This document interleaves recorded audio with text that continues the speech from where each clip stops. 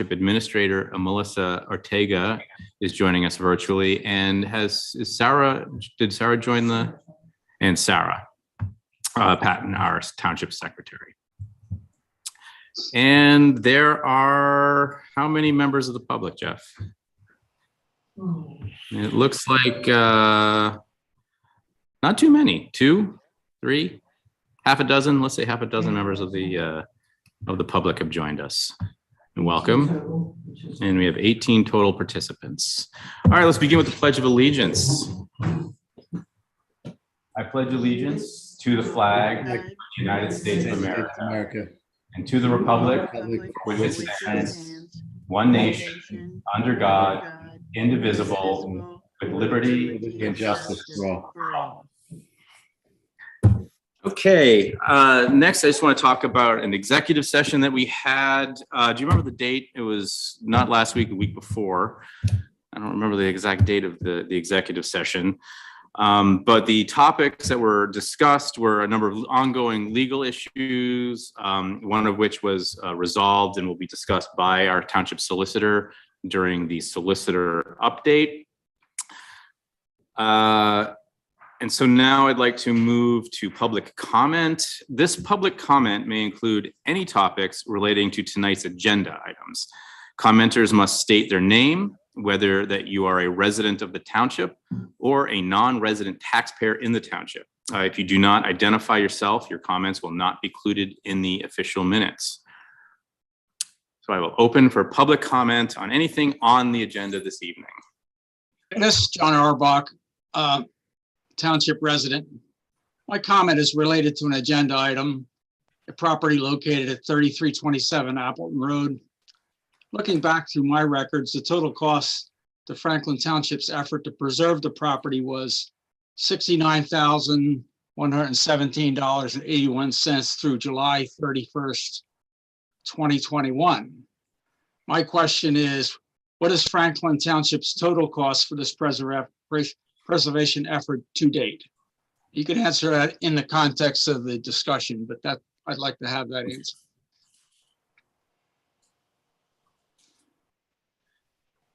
Okay, so I do not have the total cost outlined, but if Melissa does, we can talk. Can we hold that conversation and talk about that during the solicitor update? That's entirely acceptable to me. Okay, thank you. Any other public comment? Okay, not hearing any, we'll move on to the next subject, approval of minutes. Nancy? Okay, sorry, I'm behind with this new system. I'd like to approve the March 16, 2022. Make a motion to approve version 1 of the Board of Supervisors meeting minutes held on March 16, 2022. I'll second that. Thank you. Seconded by Donna. Discussion? All in favor say aye. Aye. Aye. All opposed say nay. Motion carries 5-0, 5-0. Yes. Okay. Okay, so we can move on. Barbara Kane Thornton. Yeah, next on the agenda is Barbara Kane Thornton. They're here to present their audit presentation and discussion from 2021. But before they start speaking, I have a comment to make, if I could, please. Sure. So with this being my first audit I was responsible for, I want to really give thanks to Barbara Kane Thornton and Company, especially Stuart and Tim, for their patience and assistance throughout the audit process. Not only was this my first audit, but it was also Sarah's as well. Stuart walked me through the process ahead of time, so by the time he got to the office, I was fully organized and engaged to meet the challenge. Stuart also went above and beyond his duties, leaving me with valuable information for money transfers as to when, why, and the amount that should have been transferred, especially referencing the fire hydrant fund. So with that being said, I would like to welcome Stuart and Pam from Barbara Kane Thornton Company to present the results of our 2021 audit.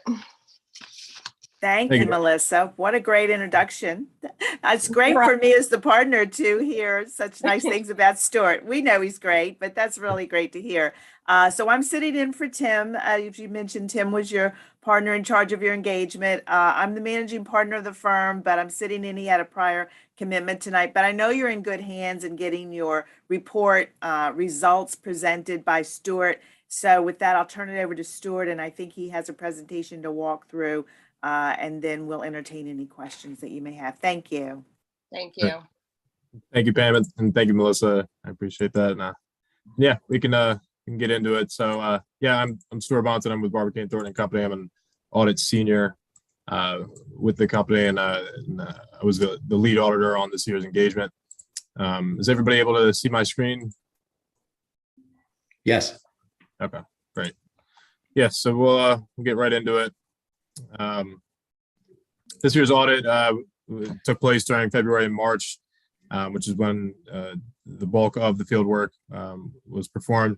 The date of the auditor's report was made available on March 30th, which is also when the DCD report was filed electronically.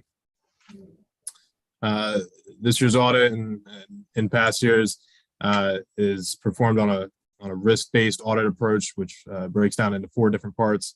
It's part of inquiry and documentation of controls and procedures, testing of design and implementation of controls, analytical review of activity and balances, and then substantive test of key details.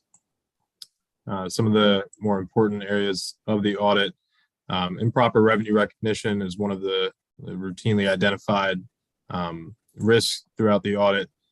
We're able to mitigate that with third-party confirmation of revenue, and then also with review of supporting documentation. Along with that, we also confirm cash accounts at year end, and then confirm any debt that's held with the township and the activity with that. Another part of the audit was, another focus of it was on major vendor payments, which we made a selection based on the transactions that we were, the list of transactions that we were provided, made a selection of that, and we were able to test the supporting documentation from that. The other part, along with that, was capital outlays, which played into the DCD report itself. And then another area of the audit was the payroll side of things, which we reviewed as part of it.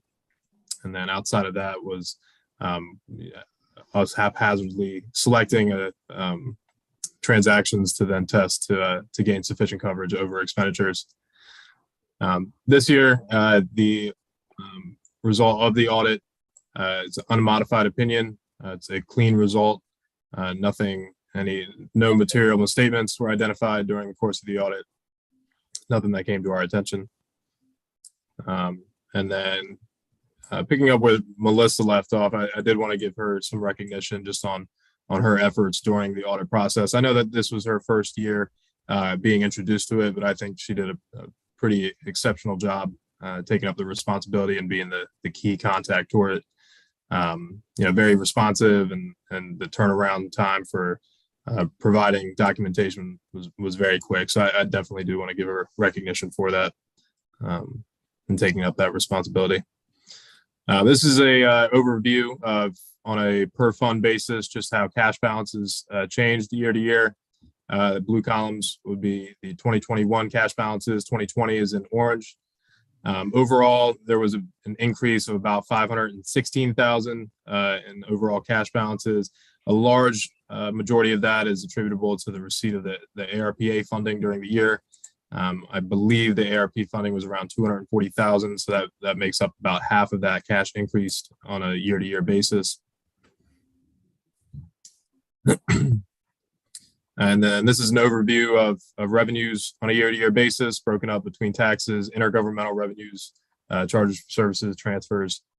The majority of the increase year-to-year, which is about 400,000, was from earned income, which I believe was about $190,000 change year-to-year, which makes up a good percentage of the increase of tax revenue. Expenditures, as you can see, it's the same idea, broken up between general government, public safety, public works, for highways and other, and then debt service and transfers. Expenditures were fairly consistent year to year. There wasn't anything significant or anything abnormal or anything new that we identified during the current year. So you can see on a year-to-year basis that not much was different. And then this is just a presentation of all the fund balances between the general fund, special revenue, and capital projects. Overall, total fund balances changed by about 500,000, which again is largely attributable to the receipt of the ARPA funding in the current year. And outside of that, I mean, if there's any questions that any members of the board or any members of management have, we're more than happy to answer any of them. So one of the things that I would just add to Stuart's presentation, as he said, you had a clean opinion, but he also pointed out that, and it pointed out on that slide, that remember that your cash basis. So your financial statements are comprised of cash received and cash paid out, which is considered a regulatory basis of accounting.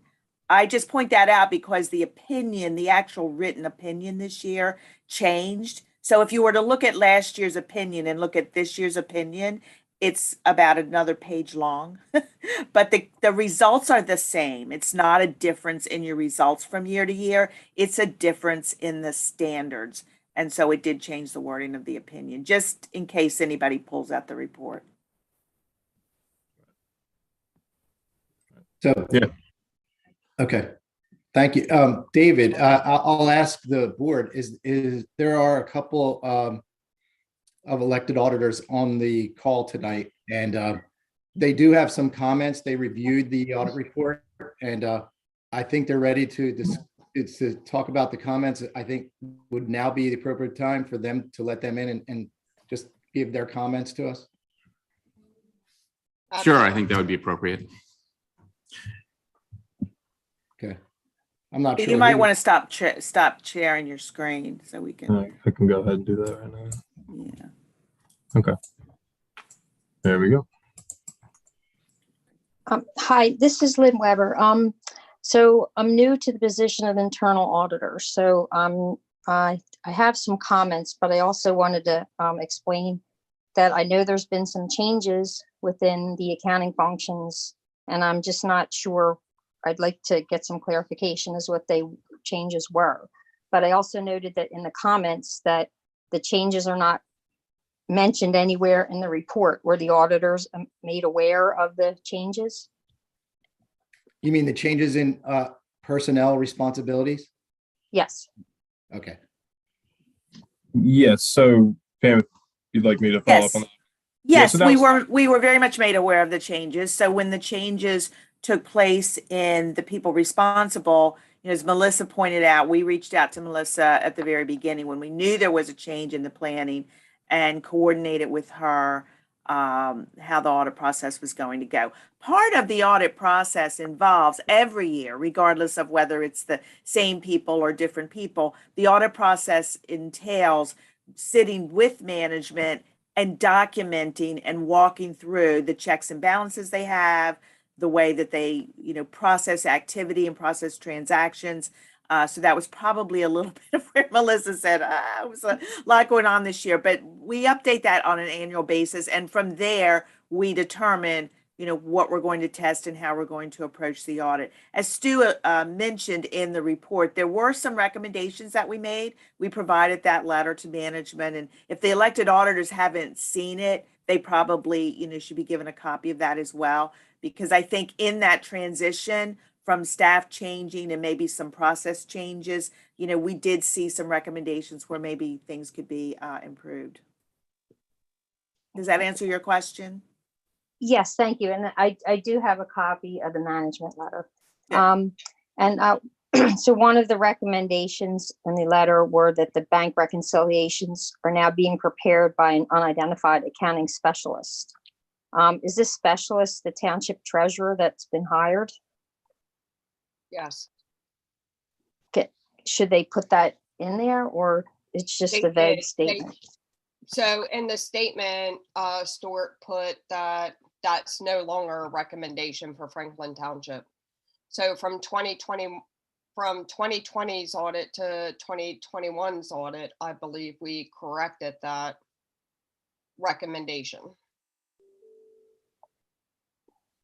Right, we took, yeah, so we had a third, so I was the third party who helped reconcile. So I was a member of the board that helped reconcile. But once we were able to identify a treasurer, which is a person separate from management and separate from the board, we're kind of doing what Barbara Kane Thornton had suggested we do. We're just doing it with a different person who is a third party who has no interest, in would never, is going to be very objective to the whole process.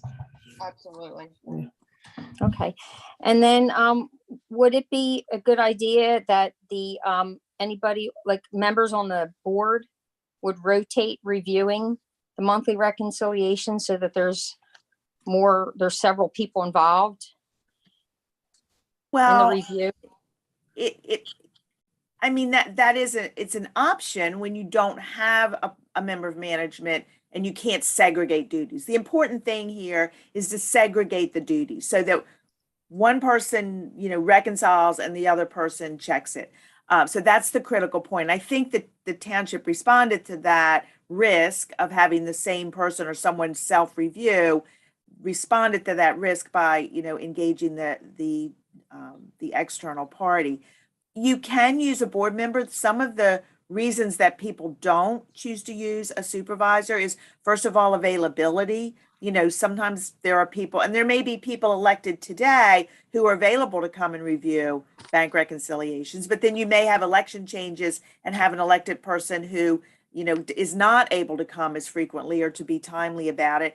There's also, there's no requirement or mandate for an elected official to necessarily have the skills to know what to look for if they're reviewing a bank reconciliation. So you may have things in place currently, but it may change over time. So I think the township's approach has been, let's put in place people that are, paid employees, if you will, or contractors that have the skills that we need, and so that we have the continuity from period to period. There's oversight is what's important. I think what's really important as well for the supervisors is at your monthly meetings that you're given financial information that is consistent, that's timely, that you can review and ask questions about. But I'm not sure the best answer is to have an elected person responsible for a management function. So that recommendation really was for 2020 when the same person was reconciling. Correct. And that became moot sometime in 21 when a treasurer was hired, a third-party treasurer was hired and is doing it as a Right. independent. So we always carry forward the recommendations until there's closure on it. And then when there's closure on it, we report there's closure on it. It's been a recommendation for years. If you go back and look through the reports, it's been a recommendation for years. And that's one of the things that I read, and I saw red flags go up that I was like, whoa, whoa, whoa, whoa, whoa. I need someone else to do this, like transparency and just having another control. So are you suggesting that we continue to have the board members look at the reconciliation So as Lynn, well? we stopped that. So we don't have supervisors doing reconciliation. We have our township treasurer do that, which is the third party. Okay, And because I was really not we- saying do the reconciliation. I was just saying review it. Well, I mean, Review every month. yeah, Yeah. we look every month. I don't know that one individual, it would be helpful to have one individual look harder than everyone else. We try to go over it all every month. So, and it's great to have Peter and to have that independent consultant. We've made a huge leap with that. Yeah. Yeah, so I guess maybe Lynn, it might not be clear when we talk about reconciliation. When we come in and sign checks, we rotate supervisors, and that's on a weekly basis. So it's not just one supervisor looking at checks and seeing what's being spent. We actually do rotate through, but it's not really on a monthly basis. It's on a weekly basis, really. So there's a lot of eyeballs on that. Right. And Lynn, one of the other things is later on in the agenda tonight, we're going to talk about the new responsibilities and titles that the current township employees have, if you want to wait for that too. Okay, yeah, that would be good to, that's what I said, that I'm not familiar with everything with the changes and what was done in the past, so. And then another question I had was, regarding the inter-fund transfers. How frequently should they be reviewed and who should be reviewing those?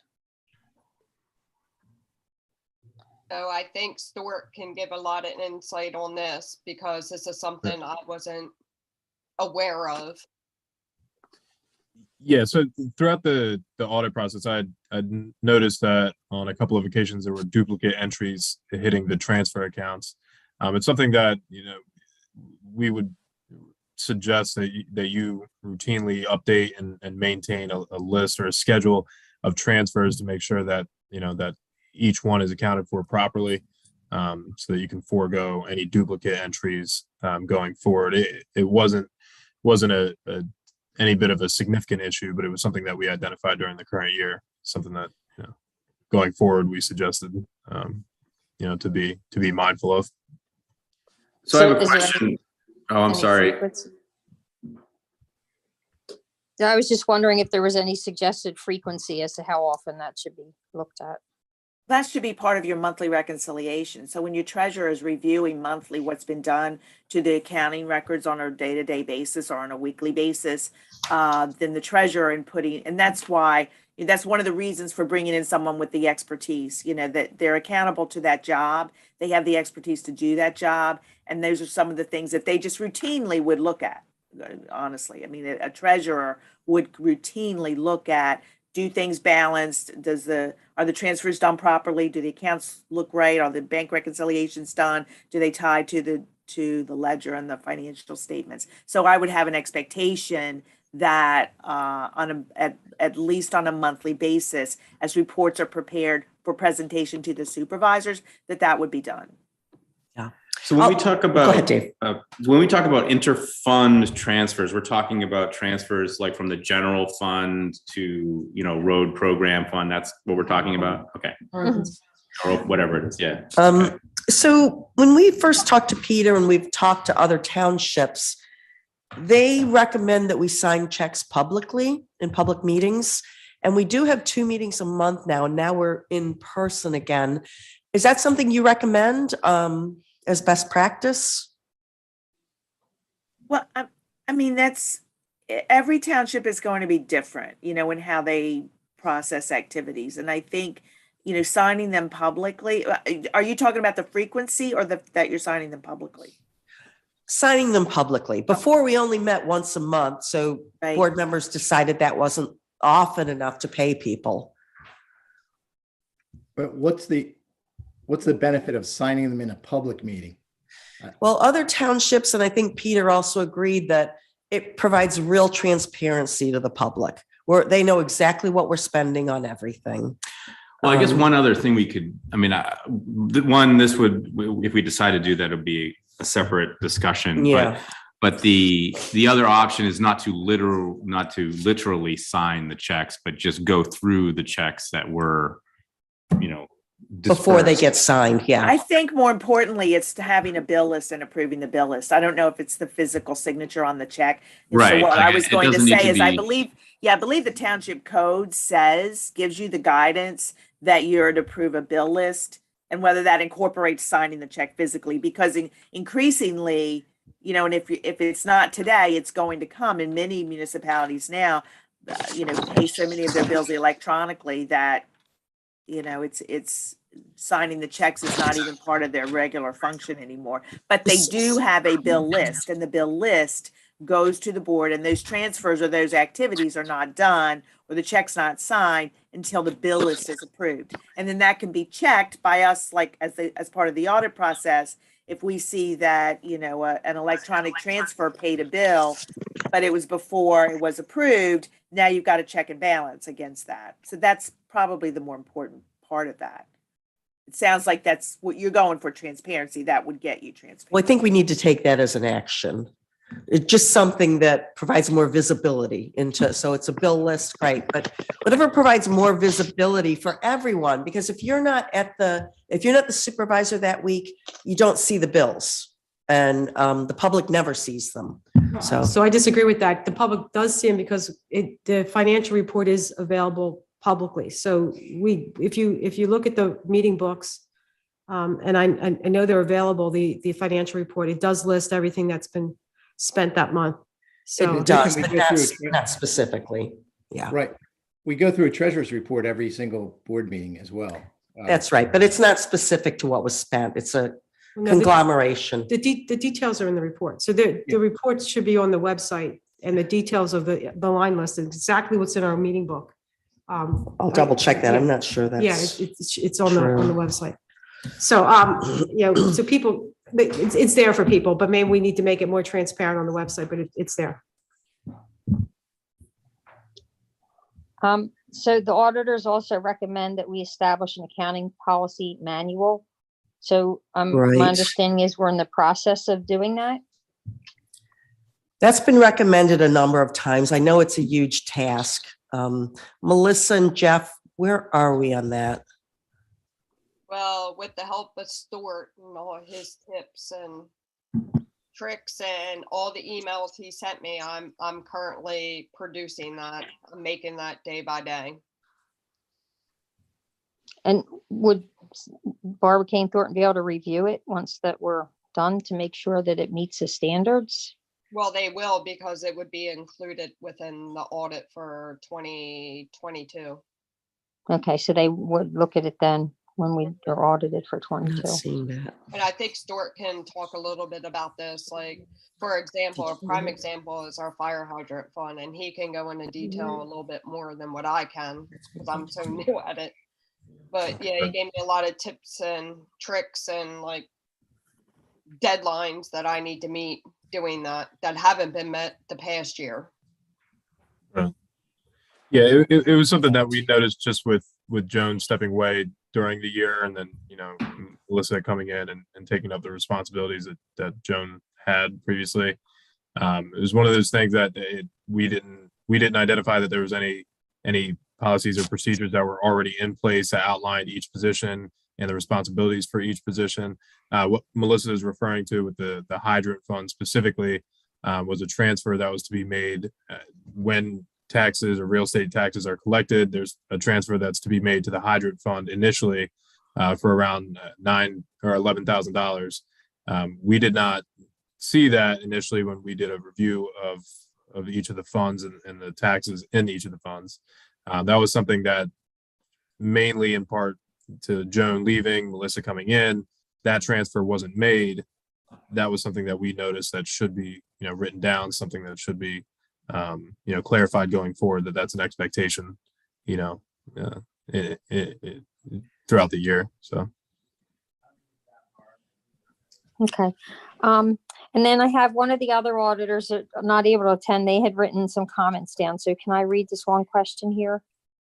It says on page 3 of the auditor's letter to the Township Board of Supervisors, a section labeled management, consultants, and other accountants is included. It says therein a statement that management informed them there were no consultations with other accountants regarding auditing and accounting matters. And does this have anything to do with the change in the accounting staff at the office? The responsibilities?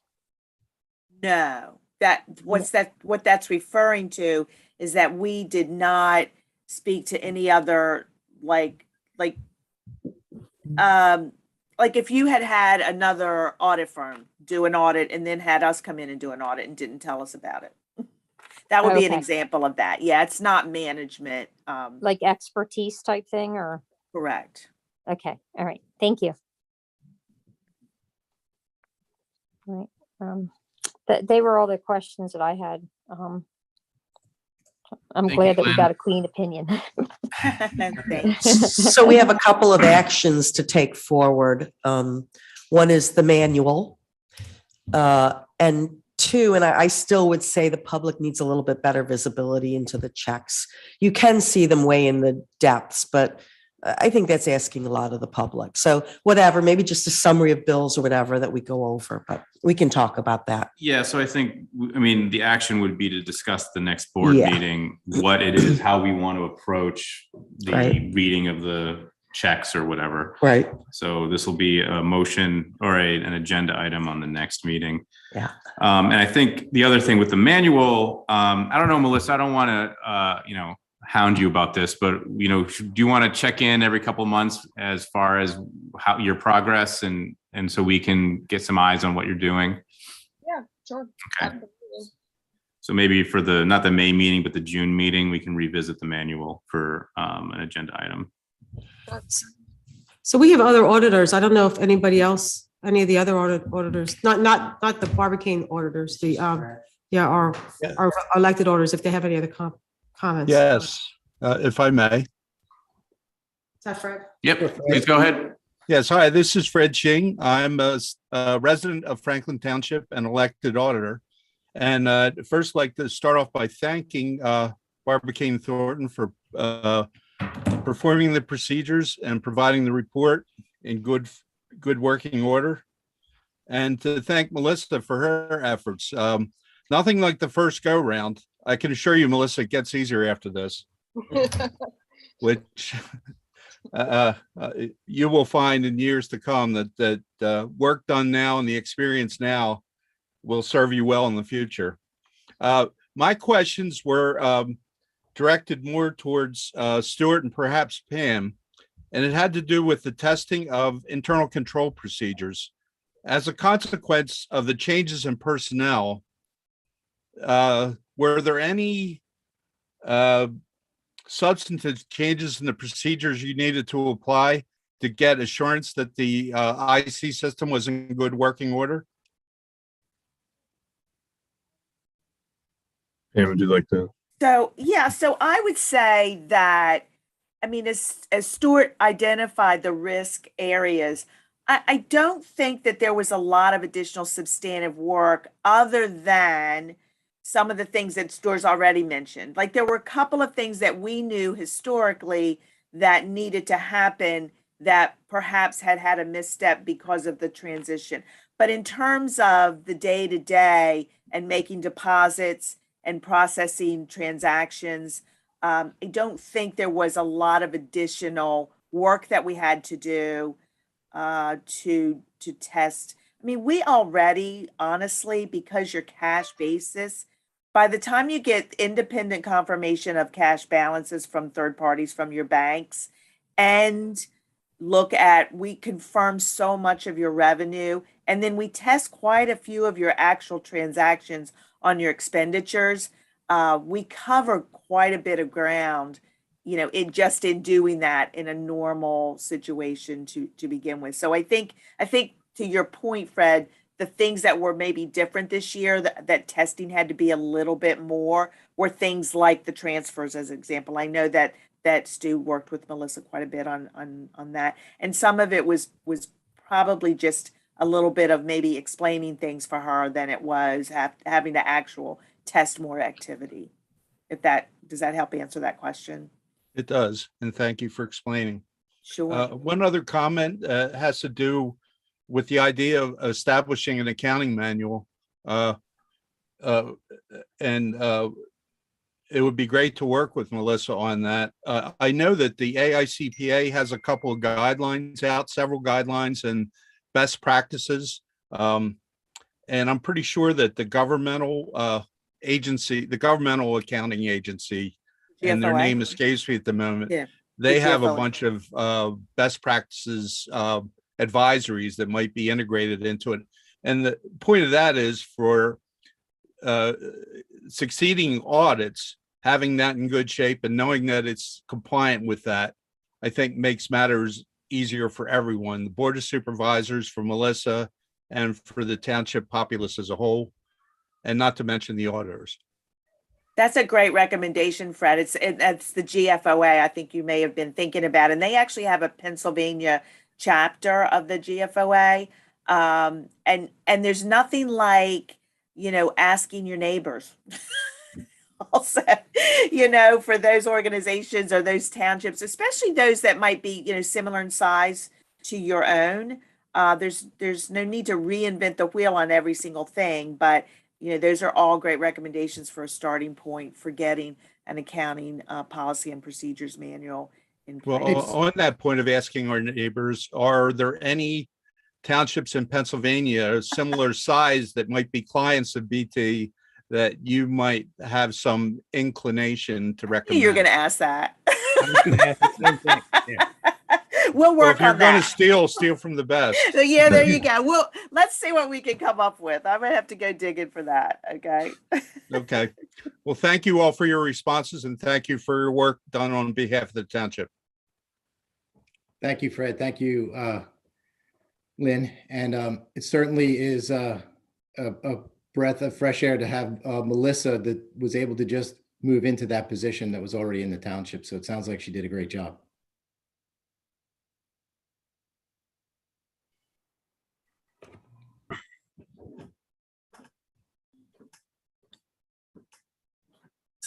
Thank you very much. We'll move on now. If there aren't any other comments, we can move on to our reports. So I just want to thank Barbara Kane for coming and presenting. Thank you very much for indulging us in all our questions. Thank you. Could I interrupt you for 1 second? I'm sorry.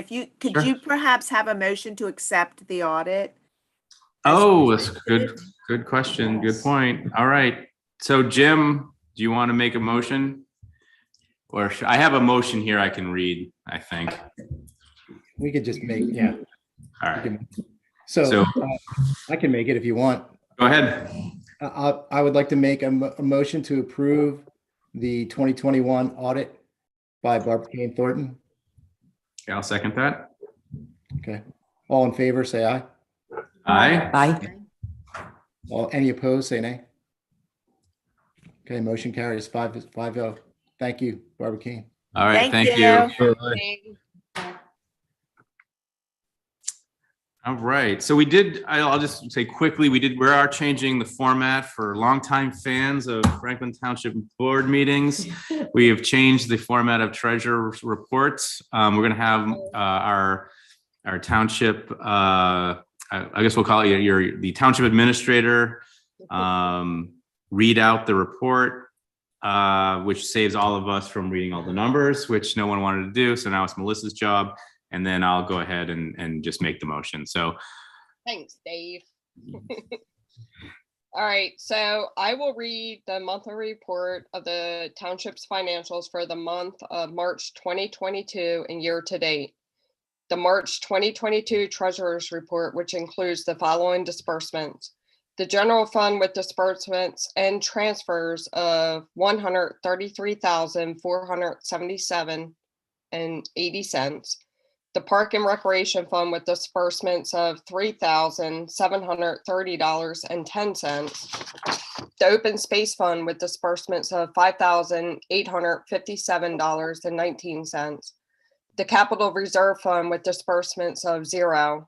The Emergency Services Fund of $59,536.15. And the Fire Hydrant Fund with disbursements of $1,161, leaving the balance in all funds totaling $1,230,000 to $277.88.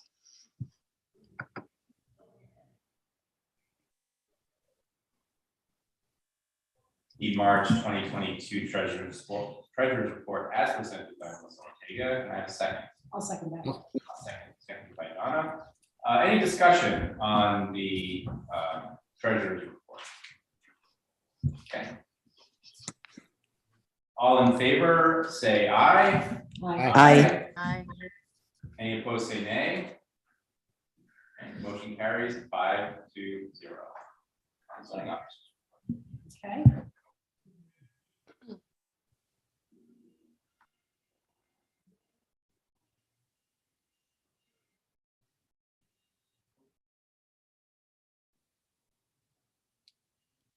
I don't know if Donna's talking, but we can't hear you. Should have this one. So in the month of March 2022, there were 6 permits were issued. for $3,407.80 for building fees, $1,250 in miscellaneous fees, and $0 in recreation, open space, and impact fees. 14 inspections were performed. Any questions or comments? Okay, I think that's it for us, David. That's it.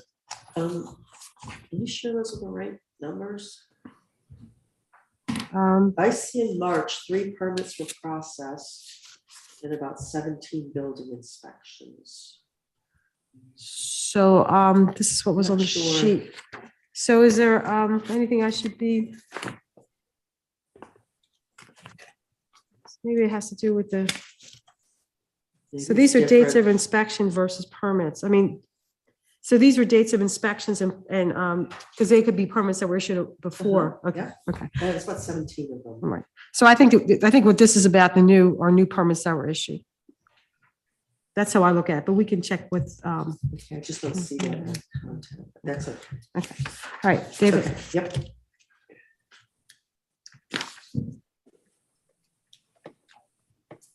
Any Okay. further discussion? Any further discussion on the zoning officer report? So we'll just get some clarification. To make sure it's clear. Which one we're referencing? Okay. There were some complaints. We don't always go into depth on them, but there are some issues that are being worked through. One about barking dogs, one about childcare, fire safety, and animal care. And one about property lines and stormwater issues.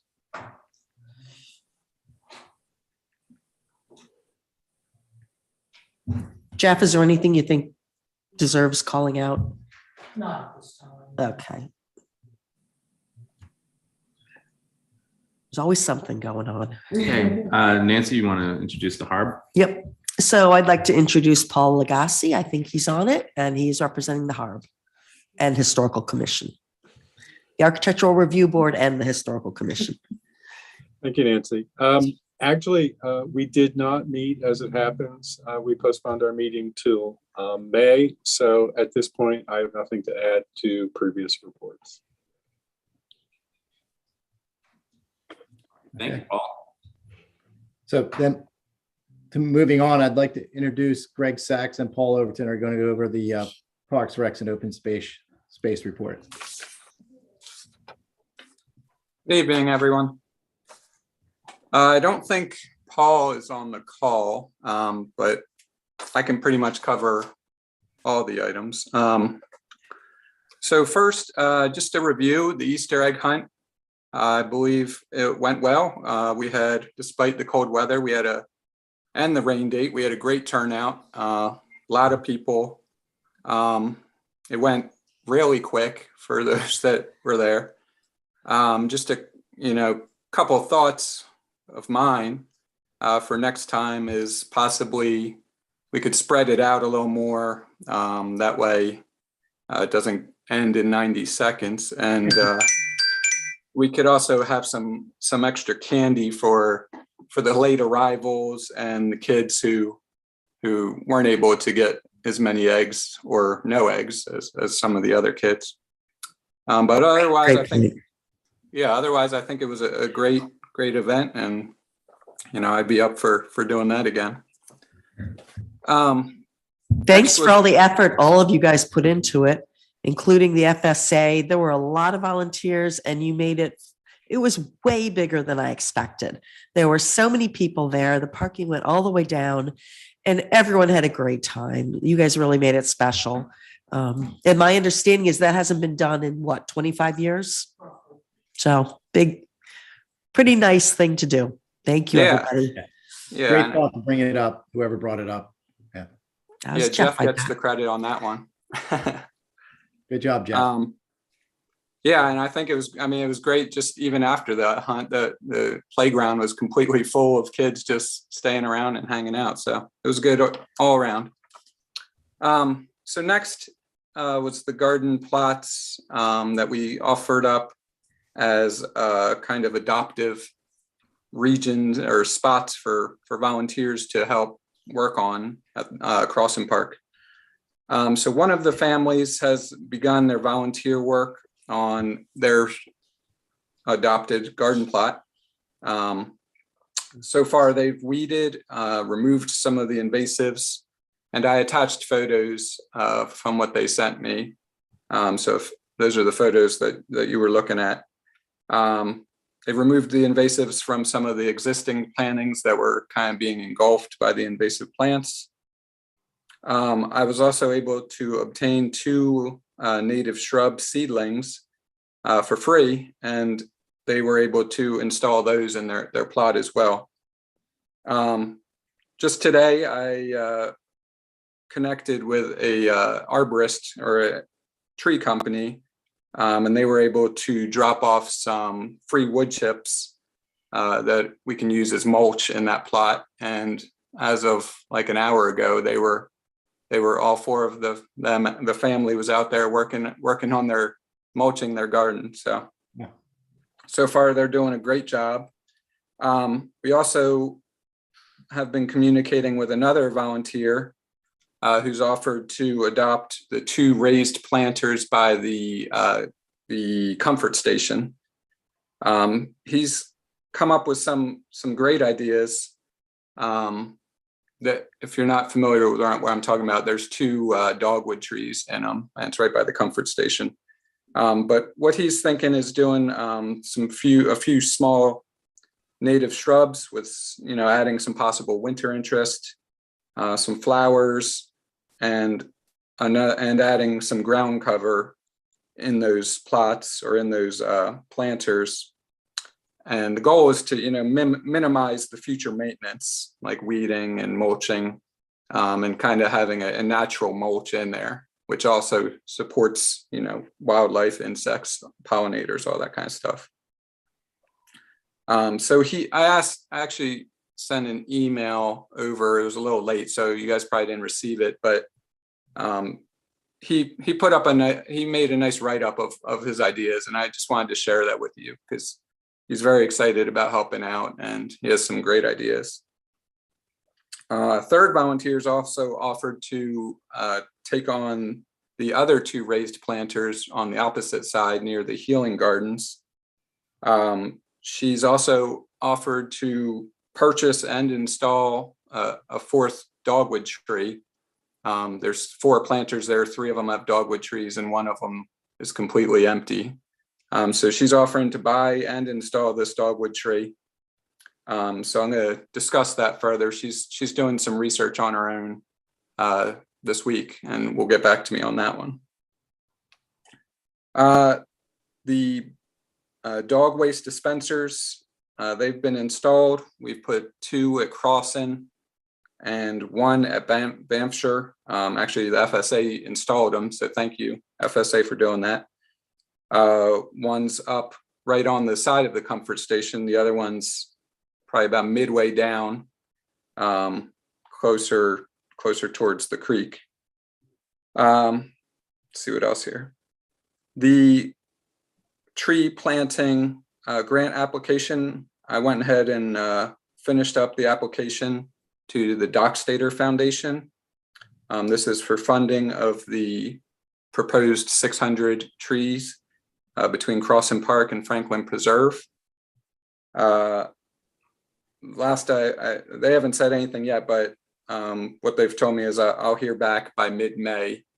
If approved, it would be hopefully, it depends, how much they authorize, but hopefully be a full funding or mostly full funding. And we would shoot for a fall planting with those. Next to the healing gardens. So the long-awaited installation of the healing gardens has finally begun. Red Tail Restoration they started doing the plantings. They're going to continue tomorrow. All the plants have been shipped and they're arrived. We have a volunteer day scheduled for this Friday, which is Earth Day. It starts at 2 o'clock. expect about 15, 20 or so, possibly more volunteers to show up. And if we don't get, all the work done Friday, supplemental volunteer day, it would be the following day, which is Saturday, the 23rd in the morning. So anyone interested, feel free to reach out or just show up, bring some tools, some gloves. Our goals are to weed, get the plants in the ground, mulch the gardens, water them, and, also care for the perimeter of the gardens there. They could also use some weeding and mulching. Do you want something do you want this to be posted on our Facebook and website for volunteers? We could. I mean, I've already got a good amount, I think, coming. I'm sure it wouldn't hurt to share it. Okay. My only fear is that, we get 30, 40 people show up and not enough work for people to do. So yeah, I mean, we could post it, and I'm sure there's a lot of work to be done. So it's kind of a balance of, getting the right amount of people. Make a master list of things you want to do. And if you get too many people, you can kind of put them on projects that you might have been holding off on. I don't know, just a suggestion. So. Yeah. And there is a lot to be done. There's a ton of plants to get in the ground. So yeah, I would have no problem sharing it. It'd be better to have more people than have not enough people. So that's right. Yeah. Okay. So Jeff, on the Facebook. In past years, we did a cleanup day, but I think it's happening more organically. You guys did the Crossing Park cleanup. The FSA does cleanups. Is there anything missing, you think, that we should have a cleanup day with volunteers? You mean like in other locations? Yeah. Yeah. I like the road cleanup we used to do. I don't see much trash around here. Yeah, I know. It's bad to see. And I mean, road cleanups are always good. There's always trash on the sides of the roads. I'll look around. I haven't seen nearly as much out. as I used to. That's for sure. Yeah. Yeah. We're lucky that it's not as bad as other parts of our area. But yeah, I mean, there's definitely, I'm sure we could find some cleanup areas. I think Jeff has something he wants to add. Oh, Greg, I did recently receive a phone call from Penn Township. I know they don't join us, but they were wondering if we would like to schedule a stream cleanup day on a weekend for both townships. Jeff, you mean going through the stream and picking up what's just in there? along the streams and just picking stuff up along the streams and the waterways. Huh. So that was a recommendation or a thought from Penn Township. They had reached out to me, just throwing it out. Maybe take it to the team, talk about. Yeah, I could bring it up, and we could pay a little more attention and see what's needed. There's, when you look at some of the streams, there are stuff that's buried in the streams, like tires and stuff like that. It would be great to get that kind of stuff out. That'd be a little more extreme of a cleanup, but. Yeah, they were thinking it would not only a positive for the environment, but something good for our MS4 as well. Yeah, definitely. Yeah, I mean, between Crossing and Franklin. I'm sorry, go ahead. I was just going to say, if you do that, maybe do it towards the end of the summer, because I know there's a lot of people fishing in the streams right now. They might not be happy if people are walking around. Right. Sure. Good point. Yeah, that'd be fine. And, I was just going to say Crossing, I guess we don't have too much waterfront at Franklin, but Goodwin, there's some good stream frontage there that we could check out. So we have a lot in Banishire. Yeah, we have a lot in Banishire. Yeah, definitely. And that does have a lot of trash because people do fish there, to Jim's point. Right. Yeah. I'd be interested in that and looking into it further. There's stream at the bottom of White Clay Crescent too, but I don't think too many people go down there. That's true. Yeah, I forget how many stream areas we have. Yeah, we can check it out, but I don't think it's necessary there. Yeah. Okay. All right. So where was I here? So next, the yoga class is scheduled again for this year. We confirmed with Tracy, who's the instructor. That's scheduled to start on the 6th of June. I believe that's a Thursday. And she's going to do it the same way. It's going to be donation based. And, you know, we look for, should be another good turnout. The volunteer who was doing the invasive management at Crossan Park, we've just had a mutual agreement that he's no longer going to be doing that work. It was all volunteer stuff, so, you know, there was no expenses. We at one point we did agree to fund some of his herbicides for doing that, but we didn't get that far, and he's fine with, you know, he said there was no charge. So, Greg, not to put Dale Hendricks on the spot, but he has volunteered to help wherever you guys need him. Okay. I mean, I don't know what he'd be interested in, but he's certainly very knowledgeable about invasives. Yeah, I've spoke with him. I actually brought him out to look at the gardens when we were first trying to figure out what to do. Nice. Yeah, I was hoping to get him involved with the installation, but he's going to be out of town that day. Okay. But yeah, I would love to get Dale involved. I know he's extremely knowledgeable about plants. So yeah, at any point he's more than welcome to help us out. So movie night, that's also been scheduled. That's for July 16th. I believe, Jeff, you can correct me if I'm wrong, but we have not yet picked an actual movie. No, I'm going to let it go to the end of the month, the poll, but it looks like Spider-Man's leading the pack. Okay. So yeah, that should be good. And should be a little warmer than it was last year. And Greg, just if you don't mind me just adding one or two more things, I did reach out to Kathy Goen of the Road Rancher.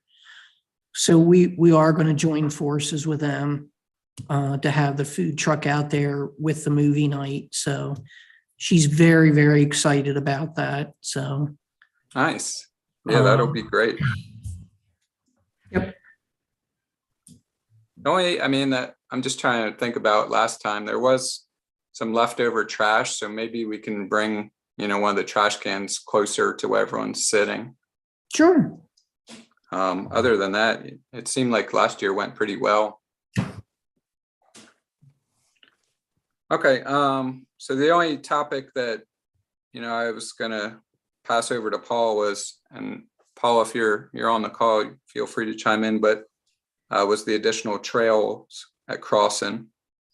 That was a project that he's focusing on, and he's got much more information. I don't know if you guys already kind of went over that before. No, this Paul, our executive session got canceled, so I haven't discussed it with the board, but that's the next step. So I don't have any information right now. Gotcha. Okay. Yeah, and Paul, we'll schedule something ASAP. We just had a bunch of folks who were not able to attend, so it would have been me and you, which does not an executive session make. Yeah, no problem. So I apologize, but everyone was you know, there was a bunch of conflicts that popped up. So so I had a couple other items that I added on. One's the memorial tree project. There's been some changes with the tree availability as well as the pricing. This is from the installer that we are working with. So there's currently 6 trees that are available. The new total for the install, of course, you know, pricing's raised. The new total for install with the plaque and the deer guard is $426. The nursery also informed me that they're only going to offer the plantings until mid-May. So roughly, you know, a month from now, they're comfortable doing them. After that, they don't want to get too deep into the summer, to the summer heat. I also just want to mention that with the order with the healing gardens, the 2 trees that were going as in the center as the centerpieces were not available. So we are going to offer this. I think it's a great opportunity and a great spot for people to add memorial trees. So there's 2 spots there available, until we find replacements for them. Another thing I just got this evening, our pro board mapping expert, Mary, has completed a revised map of Banffshire Preserve. This one's more detailed. It shows the actual mileage of the different trails. And then just finally, I think you guys are going to discuss the mowing later in the meeting. And I just want to point out that meadow, on that first meadow in Franklin Preserve, where there's seems to be pretty much all poison hemlock, is still a problem area. And it's going to need to be addressed. And, I spoke with a couple people, landscaping people, invasive management people, and both, the recommendations from both were to basically mow it right before it goes to flower. So basically we should kind of keep an eye on that. It's, like I said, it's a poison plant that does cause irritation and sometimes worse with people. So it's something we should take seriously, and try to cut it down at the right time. Let's work together. I was going to say, let's work together on that, Greg, and we'll mark it out and then we'll make sure it gets done. Okay. And yeah, like I said, we should just kind of keep an eye on it just to get it at the right time. So that's all I had. Did anyone have any comments or questions for me? I do. I have a comment. All right. So regarding the memorial trees, Sarah and I don't have the pricing that you have available. And someone came in last month to purchase a memorial tree and a plaque. They paid for it. And then days later, Sarah found out from you that the trees were almost $80 more because the prices had gone up. So I think there needs to be more communication between me, you, and Sarah to make sure this doesn't happen again, because yeah, I mean, it's, I mean, it's rough times, but just as me, like, being responsible for the money and stuff like that, and Sarah's like accepting, checks coming in and orders coming in, we need to be really diligent on our orders and proper pricing. So I don't know, maybe if I need to work more with the nursery that we're ordering from and the plaques to have more of email updates for pricing changes, or I just think there needs to be a little bit stronger communication. Yeah, I found that out right before Sarah sent that over to me. So it was new to me as well. And as soon as Sarah sent that, I gave her an updated quote on what was available. I mean, you're welcome to work with them, but I'm also talking to different nurseries. I'm researching different species of trees that people are looking for. So it's, I'm not discounting that. I'm just saying, like, as a financial perspective view, So I think it has to be aware, because the public are coming in and they're buying trees at an old price and they're not the updated price. So I think, Melissa, the one way to move forward here is, we have the township has this service. I think we might want to consider having the front office just keep tabs on the pricing and keep those updated. Greg, keep doing your research and providing Melissa with vendors. But I think, we need to manage this internally. That would be my suggestion. Yeah, and that's where I was kind of. Are you getting that many requests, Melissa? It was, well, I have a feeling once, like May, June, July, when the trees are really hot. Yeah, I think so. But we had an off tree come in. What was it, Sarah, last month? and the pricing Yeah, it was was last totally month. different. Yeah, I mean, you guys only made me aware of one tree that was somebody was interested in, but Yeah, it was just one this time, and I'm just trying to Okay. look at that incident and trying to prevent this happening in the future. It might, yeah. sorry, it might be easier just to reach out to Greg when requests are made so that, because Greg might also have thoughts on placement, type of tree. Well, no, this is like they're placing an order.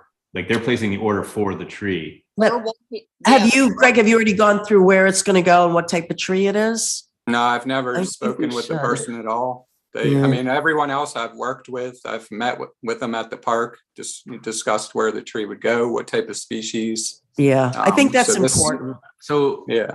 So rather than try and grasp at this, maybe do we want to have a discussion? I mean, maybe just a couple of us sit down and just figure out the process. And then we can figure out what the right way to do it is. Because at the very least, we need to have direct residents to the right person who will have the right price list. So, to Nancy's point, maybe the first step is, hey, if you're interested in a tree, before you put any money down, let's talk to Greg and we'll talk about the process. And then you go to the front office where you guys can say, okay, well, here's the price list.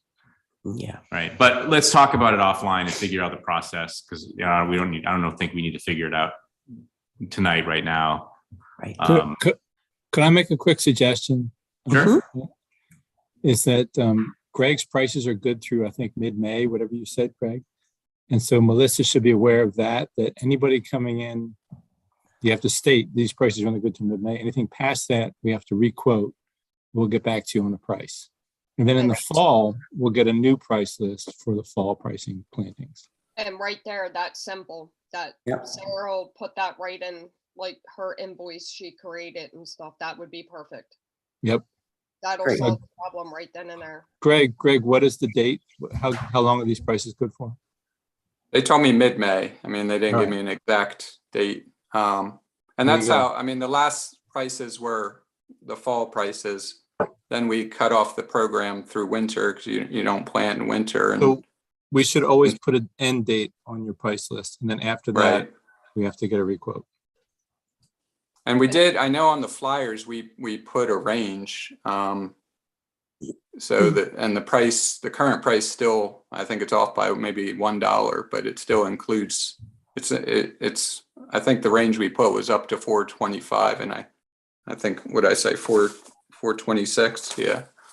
So, I mean, we can update, I mean, I know the actual form that they fill out, that one needs to be updated, but the flyers are, they're close. They're off by $1 if you want. So can I ask you guys to do this? If maybe, Sarah, Melissa, and Greg, the three of you just sit down, kind of figure out the process on how you want to move forward. And then at maybe the next workshop meeting, which will be in 2 weeks, we can just talk about it then.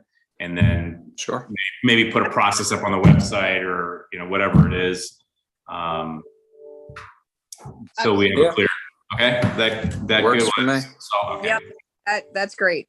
All right. So that's all I had. Thank you, Greg. Thanks, Greg. I gotta say, it's, this is what the end of the first year of the pro, I guess. And second year, Year and a end of half. the second Year and a half, Jesus, yeah. I'm Year. flying. I mean, this is just, you guys are doing an amazing job.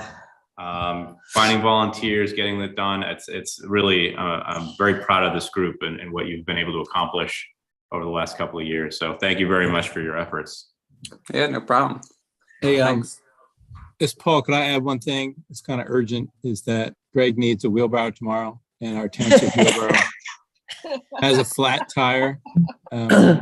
We pumped it up yesterday, but it was reported flat again today. So I would like to request $50 to go buy a non-flat tire at Lowe's that I can install tonight so that Greg has a wheelbarrow. Oh, thanks, Paul. I'm sure you'll get that. Can I do that? So Yeah. I'll work with Jeff on I how. don't think we need to make a No, motion, no. guys. That's just something that, And you can, for our lawnmower, we filled those tires with some stuff that the tires never, you can Yeah, run those- over anything. Lowe's sells them that are. Oh, great. Yeah. all right. Because I Paul, do the run over easy- everything. The easy thing is text me or email me tonight what you want and I will get it in the morning at Lowe's, Okay, sounds good. please. Thank you, guys. All right, thank you. Thanks. All right, we'll move on to the Planning Commission. We have John Gontars to provide the Planning Commission update. And Dave, I just have a process question because I know we're going to talk about the comprehensive plan. Now, when the planning, so I don't know the latest version. I'm not sure if it wasn't in our deck, so not sure where to find that. But when we came to the Planning Commission, we weren't actually allowed. I mean, I think Mark did a great job just saying, or no, it was probably Dave, saying, you know, please don't comment. So we didn't really have a chance to comment. I'd like to propose that the Planning Commission has shared their content. I think it's our turn to take over. Not yet. What? I just mean this section, No. section 4 and 5.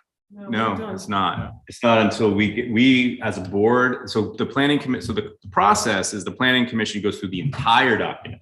Okay. Then the entire document comes to us as a board and then we discuss it. I don't know if we have to do it that way. It seems like a lot, but we could. I don't think there's a rule, but if that makes Well, that's people how more it's- comfortable. Well, that's how it's been laid out legally by the planning. Yeah, this is, Okay. we can talk But to is Mark Janine about on this. it? Or no, she's not. No, so Okay. once the legal process All right. is once the Planning Commission brings it to the board, we've got what, 45 days, Mark, to. But I mean, Donna's been editing content. Well, I mean, you've been doing this stuff. And well, whatever version you had, I don't understand. I mean, I think we either leave the Planning Commission alone and let it get to us. We're not allowed to participate at the Planning Commission. That's not exactly true. So the way, and you were there, the way Yeah. the Planning Commission worked at the last meeting, which I thought was really good, is that the Planning Commission, so Janine took us through the chapter. Right. And then the Planning Commission it was their discussion. It was up to Right. them to have their conversation. And then it was opened up to the board to comment, but not to discuss. We Right. could say comment, and then the Planning Commission would discuss our comment and decide whether or not that they would accept it. So what are we doing tonight? Nothing to do with the comment. Oh, he's just gonna, We're not doing anything. He's just gonna say the Planning Commission discussed the comprehensive. okay. plan. And where can I find we won't see their version until they're done. Right. Right. And what it is, Janine is creating an errata sheet. So the version is the version you have. Okay. And she's creating an errata sheet. Nothing's really changing. Right. She's sharing the proposed changes, but she's not changing the actual. Exactly. You're right. And We so talked we about get that. in June, whatever it is, we will get the document, the errata sheet, and then the 5 board members will either accept or not accept the Planning Commission's changes. Or make our own changes. Or make Or our make own our own changes. So today, we're not going to propose changes. We're not proposing anything. Okay. John's just gonna say, here's what happened. Okay. And we're gonna say, thank you, John. And then Don, I would hope that, maybe don't suggest changes until it comes to us. No, I would still suggest, because that is not helpful. It's inaccurate. Right. It's Right. totally So I was going to inaccurate. suggest, and the PC can do what they want with it or ignore it. I don't really care. Should we go over the money at some point so we know the numbers? I know the numbers, but you and I can take this Yeah. offline. Okay, the planning commission met on April 7th, and we also had the board of supervisors in attendance at the meeting. We went through chapter 4, which is resource protection and green infrastructure, and through chapter 5, trail and order and other pedestrian circulation connections. We had a lot of discussion throughout the process. We made some additions, subtractions, some rewording, and these were all documented by Janine, who's going to be creating the errata sheet. We're planning at the next meeting to go over those alterations. And then hopefully we can do that briefly. And then we'll move on to chapters 6, 7, and 8. And our plan is to complete chapters 6, 7, and 8 at the next meeting. That's about it. All right, thank you, John. Any comments or further comments or questions? I will say this, we opened, this has been an incredibly long process, multiple years, and we had, a lot of folks working on this. We had the task force who did a great job creating this document. Now the PC is chewing on it, and eventually it'll come to the board where we'll start discussing some items. And so I would encourage township residents to start coming to those meetings. Planning commission meetings are generally not well attended because unless you're specifically impacted and you're in wherever you live. But if you are interested in the comp plan and you're interested in the content, please come to a planning commission meeting. You will have an opportunity to make a comment and have some input. And the same thing when it opens up to the board, there will be an opportunity to hear your voice. And we'll also have an opportunity for public review, I believe, between the planning commission and the board meeting. I believe it's out there now. So it's out there on the, that's right, it's out there on the website now. So, you can go to our Franklin Township website, see the planning commission, the actual comprehensive plan, as it was written, and make comments, and please do so. Because it's supposed to reflect the township and we want to make sure that it does. So thank you very much. And that's all I have to say. Any other comments about the planning commission review? All right, without hearing any further comment, thank you, John, for coming and giving us that update. So now I'd like to move over to business. This is something, the first topic is going to be township office roles. And I'm going to share my desktop because I have slide decks because I always build slide decks. So sorry if you will look at them all day and now you got to look at them again. But so I have, I think you guys can see this. Back in it was September of 2021, we underwent a pretty major office restructuring. We reduced the number of permanent staff down to 3 from 5. We essentially eliminated the township manager role as it was written. And we talked a little bit about this during the Barbara Kane discussion. We separated out a number of the powers and responsibilities of that role. Most of what we separated out was financial oversight. So we now have a essentially we created a township secretary, which is not new. We now have a township administrator, and we at that point had Jeff Eastburn be the interim township manager.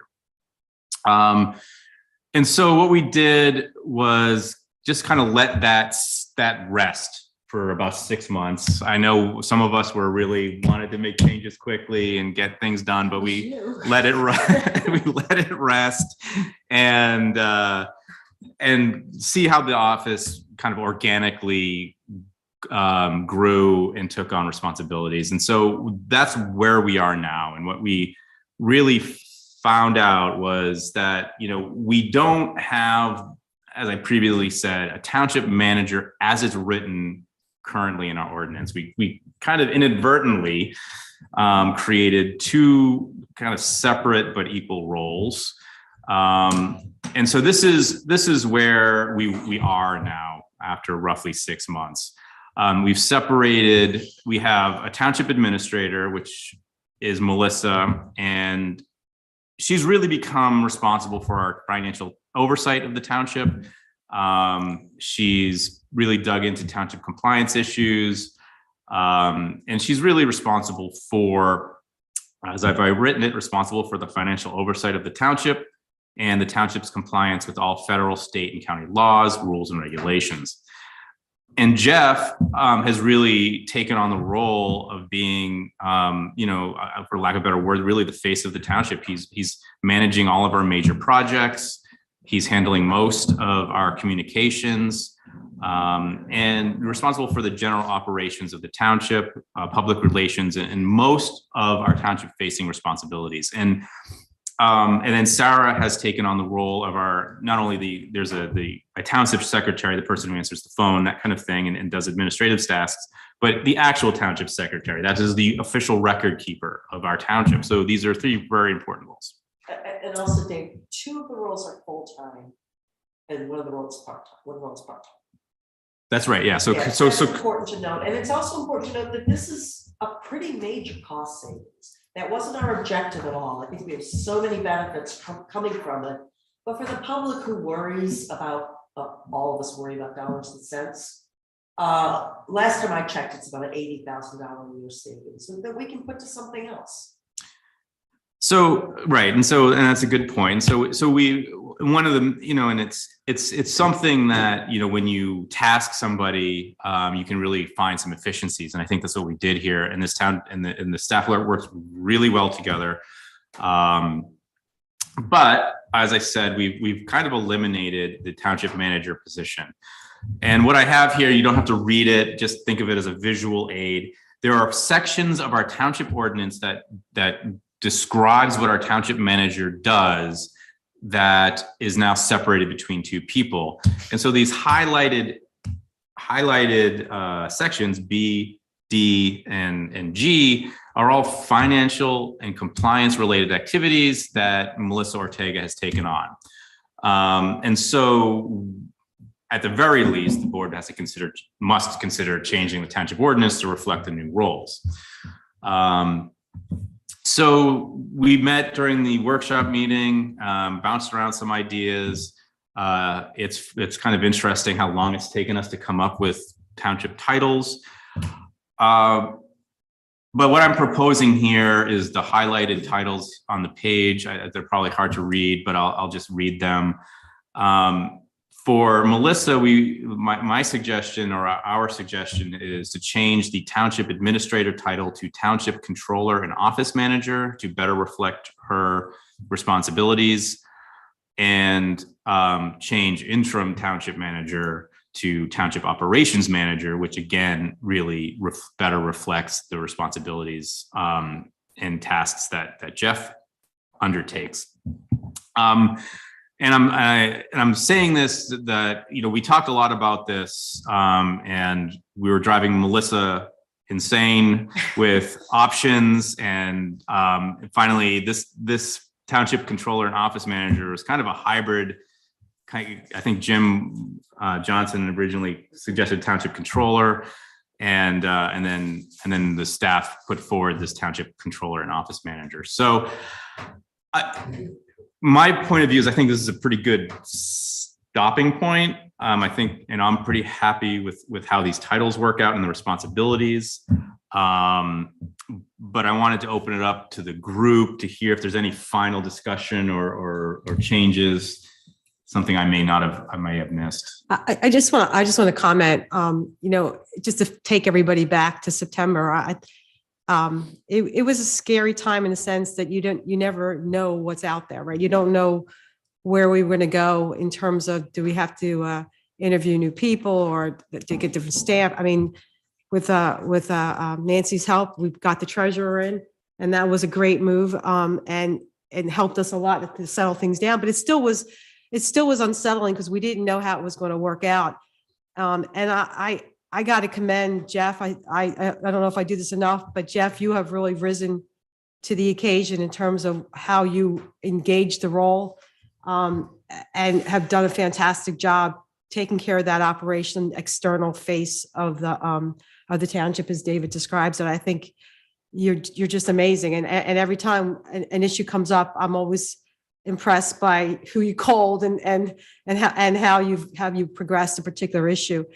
And Melissa, once again, I don't know where you came from, but you showed up at the right time, and your ability to learn and your curiosity and your interest in financial stuff that many people could care less about. I don't know. I think we just must have done something right. We're just very lucky that you showed up at the right time. So I think we were very, very fortunate. I think the 6 months that you talked about, Dave, has showed us every day that these guys, they know what they're doing, and they work so well together. And I think we're very, very fortunate, and I totally support what you're proposing. And I really don't want to leave out Sarah. She does a lot in the background. I mean, our message when people call in sounds so professional. You would think we hired someone to record it. Sarah, everything you do is top notch. So the three of you together are quite a team.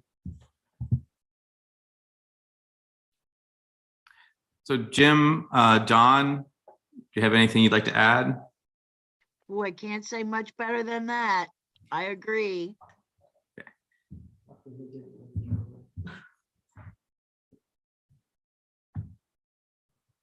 Okay, so after all of that, let's make a motion and get this finalized. I make a motion to create the position. Sorry, Dave, I wanted to make one comment. I don't know if Sarah's responsibilities are listed or they ever changed, so we didn't have to do it. But since we talked about maybe making an accounting policy and we hired a treasurer, we might want to add the treasurer's responsibilities either to the accounting policy or to some other document. That's all. When we do the manual, is that what you mean, Jim? Yeah, either there or separate. It doesn't matter to me. Right, absolutely. Okay. And I think the next step on the motions here, and I should add this as a procedural, we're going to need to work with Mark to rewrite our ordinance to reflect the new roles. So Jim, I think that's a good point. We probably should have a bit of that in here. Okay. So Mark, in the proposed motions, I just have making a motion to create positions and make motions to eliminate positions, but there is no motion to rewrite the ordinance. Do I need to make a motion to amend the ordinance to reflect the changes?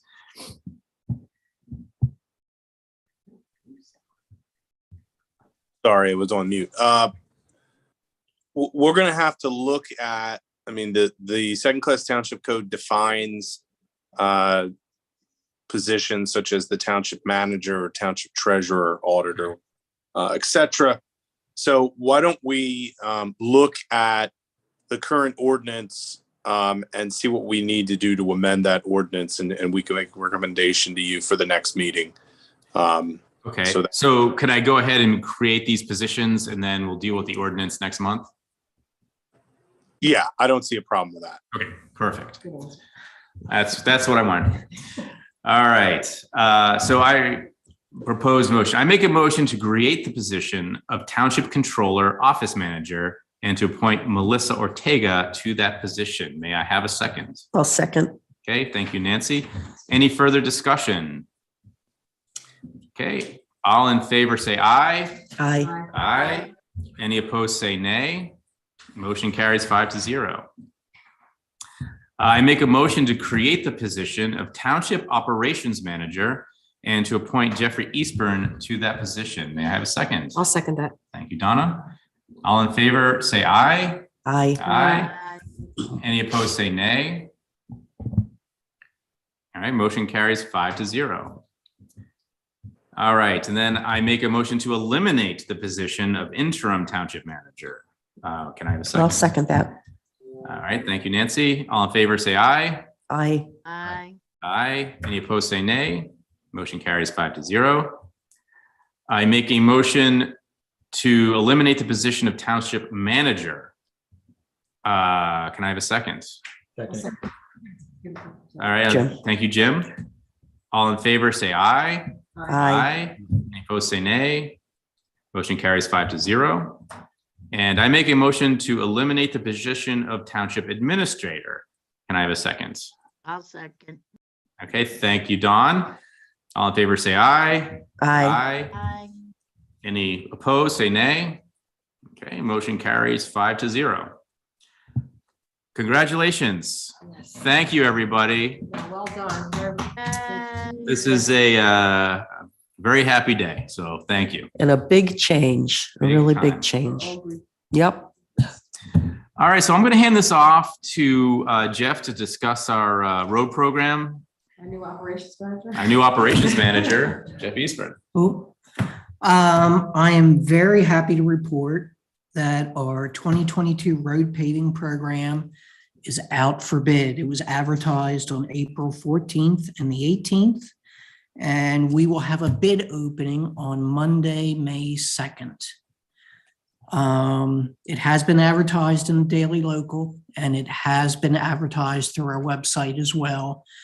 And I can see that there have been a couple contractors that have already picked up our road program package, which I think is great news. Yeah. Did the package change much from 2021? In what way are you? Well, any of the requirements that we set? No, we're still looking for the single pass paver. Okay.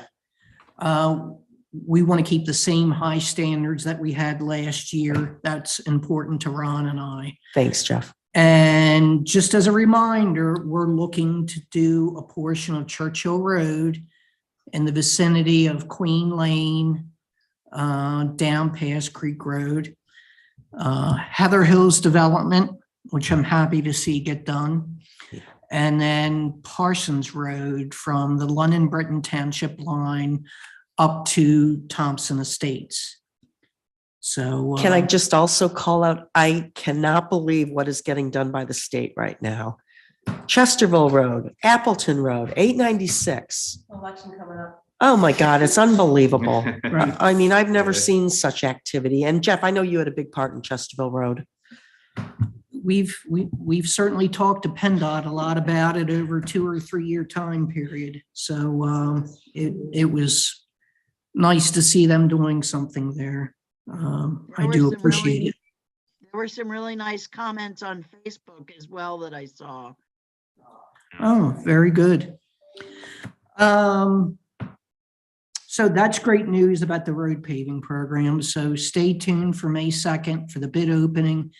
This will be an agenda item for the workshop meeting that night, hopefully for approval. The big thing is Ron's going to sort through all that paperwork. We'll end up talking and see if we can come up with the right candidate. So can you remind me, last year, it kind of took us a little bit longer. Are we on schedule this year? Are we getting this out a little bit earlier than we did last year? We are getting it out earlier. I've noticed with the newspaper advertisements, I see the one of the local consortiums with Townships, they placed their bids the same time as we did. So I think we're on track for this year. The other thing is differently we're going to do the stormwater management as a separate bid package. Mm-hmm. Some of the things that we're looking for are inlet boxes and culvert pipes between Queen Lane and Creek Road. Parsons Road, right at about 200 Parsons Road. This is one of these situations where the more we investigate it, the bigger the project's becoming. Yeah. So this could very well be, and it hasn't been decided yet, but this could be a multi-year project where we use road money and then possibly we can use MS4 money. But I want to be careful with all of this, make sure we include Melissa because we're using the federal monies as well. Now, within the next roughly 2 weeks or so, you're going to see surveyors out on Churchill, Parsons, Mackey Court, Old Schoolhouse Road, and at 10 Ways Run, because we want to have a good idea of what we're doing, just not throw darts at something and hope it works. So for Churchill Road, we need the surveyor there for the elevations for the culvert pipes. Parsons Road, because that project is evolving and becoming something bigger than we all thought originally. Old Schoolhouse Road, because of the embankment that fell into the road. We're probably going to have to lay that back, and we want to make sure we do it the right way. Mackey Court was a big challenge last year. We found things in the field that weren't on the subdivision plan. So that's one of the big reasons why we need to survey that as well. So that is something that's being worked on. I'm not sure if Ron will have a bid package by the workshop meeting, but I would anticipate he would have one by the board meeting, the third Wednesday of the month. Okay. So that's something that will come before the board. It'll be reviewed by the board, and then they'll make the recommendation about putting it out or not. The storm. For the storm. And the stormwater is not necessarily as time sensitive as the paving. I think paving we need to get that out earlier than, right? No, agreed. Yeah. The only thing that is a little time sensitive, and we want to move up on the ladder for the surveying work, is Churchill Road, because we're going to have the culvert pipes and inlet boxes, and then we're going to be paving that as well. So, we seem to be going down a great path with that, and I've been happy, and it's been a pleasure working with Ron Reagan. So I'm glad we have him. Jeff, once we approve the road program, I mean, we've kind of already approved it, right? Yeah. Can we communicate it to the neighborhoods that are going to be affected somehow? Sure. I think they would love to hear that. And they should know that there's going to be some inconvenience too. Oh, no, absolutely. Yeah. And you brought up I'm glad you brought that up. I received a phone call from a resident one morning this week about 6:30 in the morning. Very upset because he said the township was paving Chesterville Road, and he wanted us to do something about the sight distance coming out of Heather Hills Drive. So I talked to him about it. He was very much a gentleman. I told him that's PennDOT's responsibility. I did reach out to them about the embankment. They won't do anything. Their rule of thumb is if it's a township road coming out on the state road, if you can't see, it's the township's problem. So I did have a meeting was held with Ron Reagan and Steve Castriani, and Dave was off that day, and we attended that to Steve look at owns it. the property. Yep, Steve owns the property there. Yeah. So there could be some savings there if we do that work, that we'll be able to leave the dirt right on that property and not have to haul it off somewhere. And either way, it's going to be safer. Oh my God, yes. It's a dangerous intersection. Yeah, so the good news is that we have a cooperative resident Yes. who's willing to work with us to improve the sightlines around that corner. So again, I think the residents of Heather Hills will be happy that we're able to get that done. Oh, yeah. It is interesting what PennDOT will and won't do on their own road. They're paving the road anyway, it is what it is. we get out of them. Yeah, just I'm happy they're down there paving. Yep. Don't look a gift horse in the mouth. And a shout out to Paul Overton. I believe I put this into a board update, but Ron Reagan and I did meet with Bill Scalish and Paul Overton regarding the stormwater out there. Very worthwhile meeting. Both Ron and I are glad we had it, and we appreciate their participation. So it's a big help to us. So thank you, Paul. Sure. You're So still up, do you want to Jeff. move on and talk about the roadside mowing? I absolutely can. We did put the roadside mowing out to bid. We did have 2 contractors pick up the bid. One did submit a bid. The one that submitted a bid was Yardworks Incorporated. Now, the board in their books has the pricing, which had remained static since 2017 at $19,100. It did have the escalator, the yearly renewal in it, which it does not any longer. That's been taken out, and we rebid it this year, and Yardworks came in at $26,000 for the entire scope of work. So Jim's done this for a number of years. He's done a great job at it, and I would recommend to the board that we approve his bid. And then you have a piece here on the municipal and cross and park mowing. Sure, I can go into that as well. Please. That was also advertised, and again, to be clear, that these bid packages were advertised at the same time and put on the township website. Unfortunately, we only received one bid. And I'm not familiar with the company. It could very well be a great company. I'm not doubting that at all. But because of the prices, from last year until this year, different contractors, I would like to rebid this project out again. I just think it's fiscally the right thing to do. I know we're facing a lot of things in this world with the war in Europe and gas prices. And there's also a shortage where a lot of these guys that cut grass can't keep help. And with the board's permission, I would respectfully ask that they reject the single bid that we had received and allow me to rebid it. And I will reach out to the contractor who put a bid in to encourage him to bid again as well. But I just want to make that extra effort to see if I can find another contractor or two to put bids in. So Jeff, we have the proposed motion that includes Cross and Park and municipal office mowing that we want to vote on. Yes. And then the next one says roadside is Cross and Park and municipal office mowing.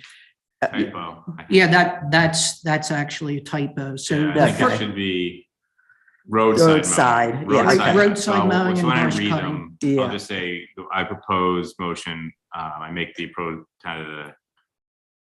so in the actual motion, it doesn't say roadside cross and park. It just says roadside mowing and brush cutting. And this one, we're saying Yardworks is gonna Yes. have Yes, it. please. So And- yard works for roadside. And the other brush- one, we're gonna rebid. The other one, we're gonna rebid. Okay. Okay, so why don't I read the motions and then we'll open it up for discussion if there is any. Because I guess the only question that I have is we're rejecting the bid. If, and you're going to call the contractor and say, hey, we got one, we're going to try and rebid and get some others. Absolutely. Please do rebid. Oh, absolutely. But if he doesn't, and we don't get any bids, we just don't do mowing this year. That's a choice. We can make more meadows. Right, or you have, or you do it again. I mean, just. No. Just keep, all right, I just. We'll figure it out. We'll figure it out. I just wanted to, I guess the serious question would be, we're rejecting this outright. If he doesn't rebid, we can't go back and say, okay, we'll accept it. Correct. Okay. All right, there we go. To be fair for everyone, correct? Yep, I'm good. So I will read this. This first motion is for Cross and Park and municipal mowing. I make a motion to reject the bid we received on April 13th, 2022 for the 2022 Township Park and Municipal Building Mowing Services bid and authorize Jeff Eastburn to rebid this project as soon as possible. Can I have a second, please? I'll second that. Okay, thank you, Donna. Any further discussion on the mowing? I just think, just a comment that, Jeff, what you're looking for is actually to get a sense of where the numbers should show up. Absolutely. So it's not like the one person did anything wrong. No. Right. It's just that you just, right now, because it's so significantly higher than what we paid in the past, just trying to get a sense of what reality is Right now. Absolutely. That's the question. All right. We got to vote. Okay, all in favor, say aye. Aye. Aye. Any opposed, say nay. All right, motion carries 5-0. All right, so for the roadside mowing, I make a motion to approve the bid the township received on April 13th, 2022 from J. Dominic Durazio, Yard Works for the 2022 roadside mowing and brush cutting. Can I have a second? A second. All right, thank you, Nancy. Any discussion on the roadside mowing? All right, all in favor say aye. Aye. Any opposed say nay. All right, motion carries 5-0. Congratulations, Jim. Road to trails. So Jeff, this is still you. Do you Great. want to start talking about the road to trail discussion? No, that's great. Thank you. This is something that I've been dreaming about for years, and wanting to try and accomplish. What I would like to do is do the paperwork so we have Mount Olivet Road designated as an actual trail.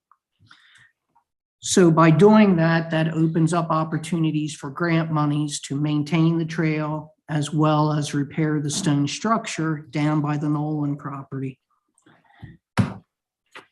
So I have spoken with Mr. Noland of Strickersville and Mount Olivet, J.R. Griffith, DCNR, Lexi Rose, who's the park manager for what was known as the Strawbridge property, and a Paul Zeff, who is a chief planning section officer for DCNR, came down this past week to speak to the township.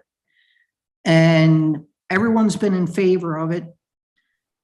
The couple requests that we have received, if we move forward with it, is take the current barricades, move them out closer to Walker and Strickersville Road.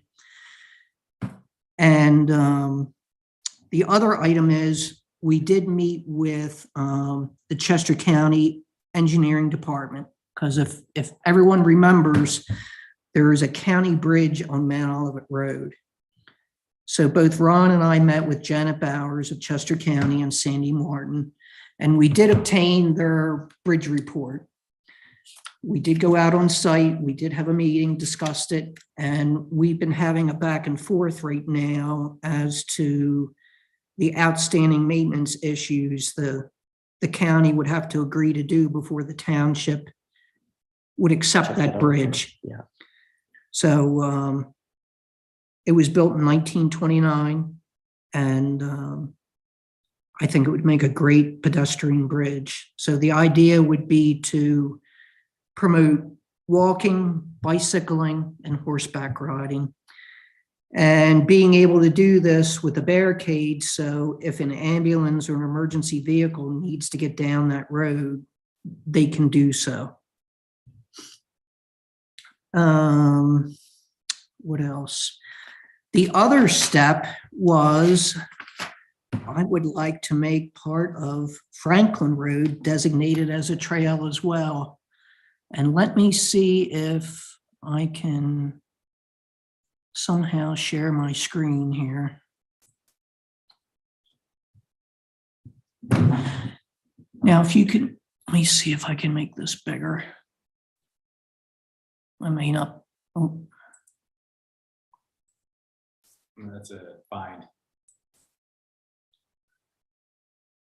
Okay. So go under view, go up to view, and Zoom. then zoom.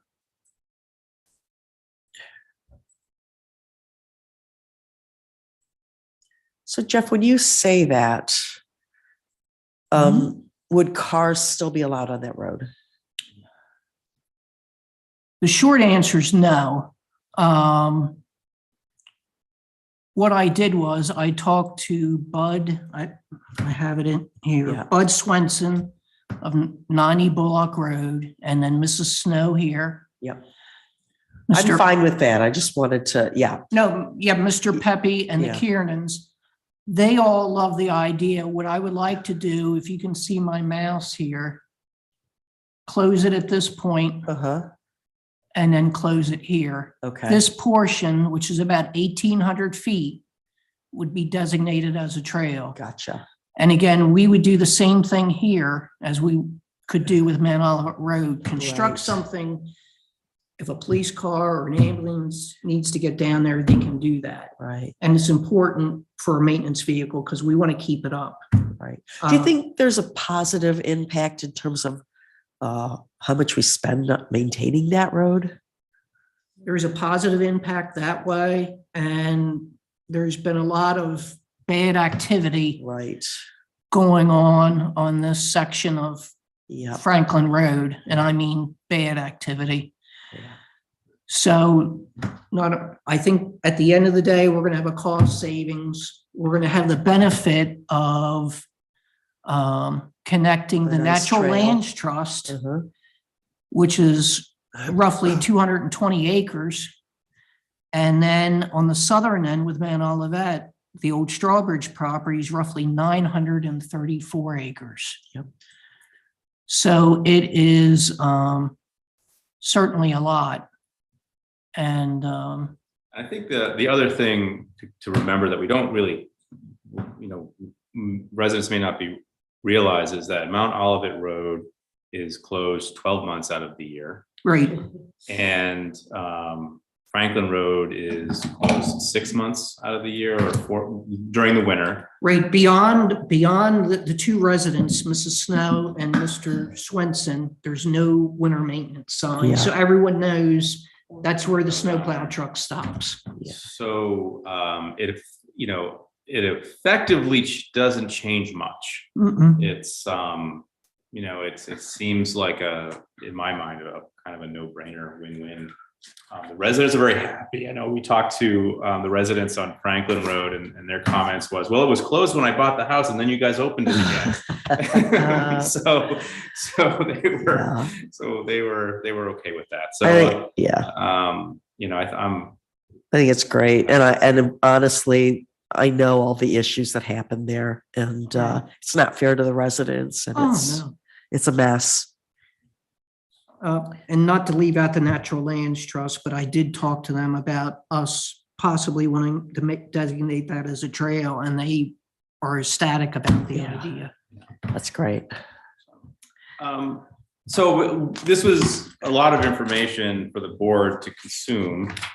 Let's open it up for discussion. We can kind of go around the horn and get folks' input, and then I'll read the motion. Don, do you want to start us off? Well, I love the Franklin Road idea because I'm right up from there. I think that's terrific. And I think extending it down to Mount Olivet is a great idea too. I think a lot of people will take advantage of it. Okay, thank you, Don. Jim? Yeah, I have no other comments. I agree with what Dawn just resonated and with what Jeff was talking about. I'm good. Nancy? Agreed. Okay. Donna? Yeah, All right. I'm totally on board. Let's- I walked the trail and it's just beautiful. Oh, yeah. Okay, so I make a motion to approve Mark Thompson, Township Solicitor, to proceed with the appropriate paperwork and to review any agreements that will need to be discussed and voted upon by the board at the May 2nd, 2022 workshop meeting that will allow Mount Olivet Road and the portion of Franklin Road as outlined in the maps shown this evening to be designated as Township Trails. May I have a second? I'll second that. I have a It's second by wonderful. Nancy. Yep. I guess the only other discussion I have is the term Township Trails. I know these are really right-of-ways, multi-use trails. I don't know if that's the correct term. That's my only thought here for the record, is I don't know if the Township Trails is the right word, Maybe but we'll Mark fix will- that out. Yeah, Mark can Yeah, provide. we'll suss it out. Yeah. All right, so all in favor, say aye. Aye. Bye. Any opposed, say nay. All right, motion carries 5-0. Thank you, everyone. Thank you, That's everybody. great. Thank you, Jeff. Okay, Mark. You're up. Solicitor updates.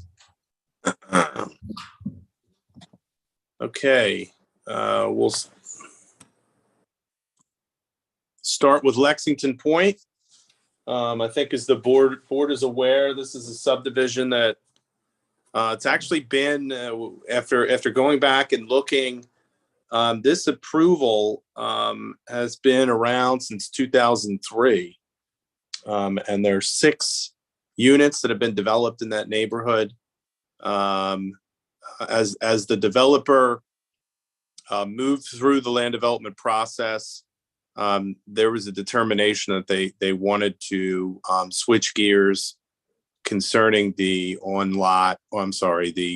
approved wastewater treatment facility. And over probably the last 15 years, they have worked with the township's wastewater engineers and consultants to develop a system that at least our consultants agree is as good and possibly better than what was proposed. There's 38 proposed units in the development, and it's called an Orenco treatment system.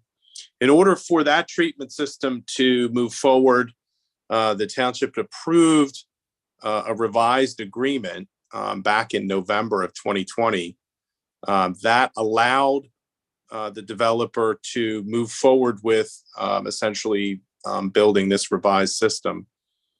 All the pieces were not in place at that point. We had an original agreement to construct the system. The amended agreement in form was approved back in 2020.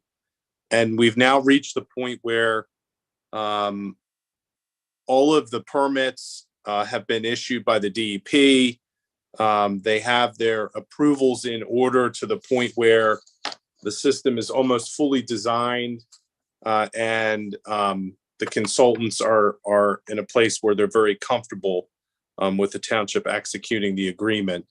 We had talked about this for the last 2 months, and what I had done was go through that agreement essentially to ensure that the township was protected. And this is a situation where this amended system is going to be constructed by the developer. And eventually, once that's done, it's going to be turned over to the township for the township to operate. And that's the way that Act 537 works.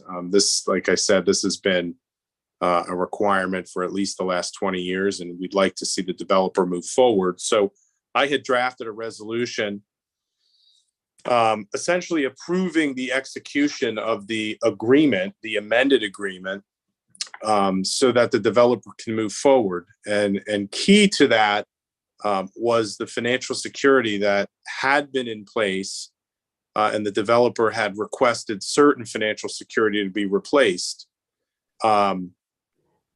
There was a letter of credit, or there currently is a letter of credit in the amount of approximately $3.5 million, securing the installation of the site improvements as well as the sewer treatment facility. The developer had requested that be split into two what are called bonds.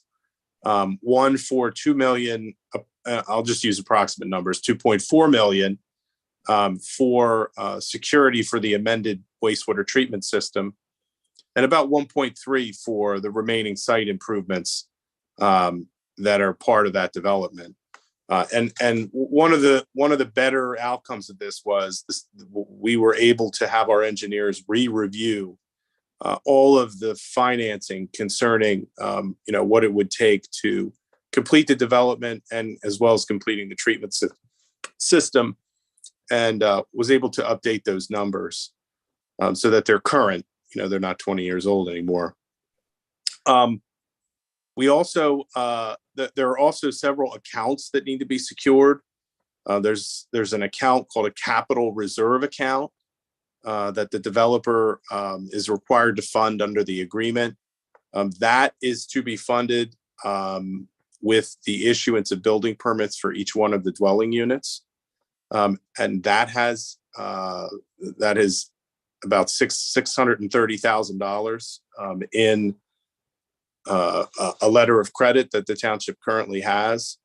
There's an operating reserve account, which the developer has asked to use a performance bond, which we just received yesterday. And there is about $80,000 that secures the pump and haul agreement. This financial security, I had to go through and essentially just ensure that we have all the appropriate financial security before we move forward with this agreement.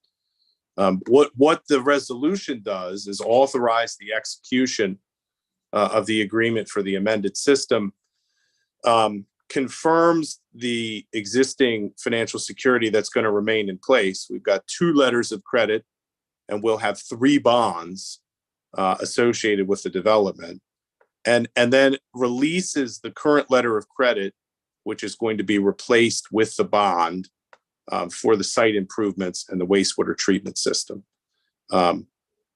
We do have the actual bonds in the township's possession. We had been furiously trying to get everything in order. we believe we have what we need at this point.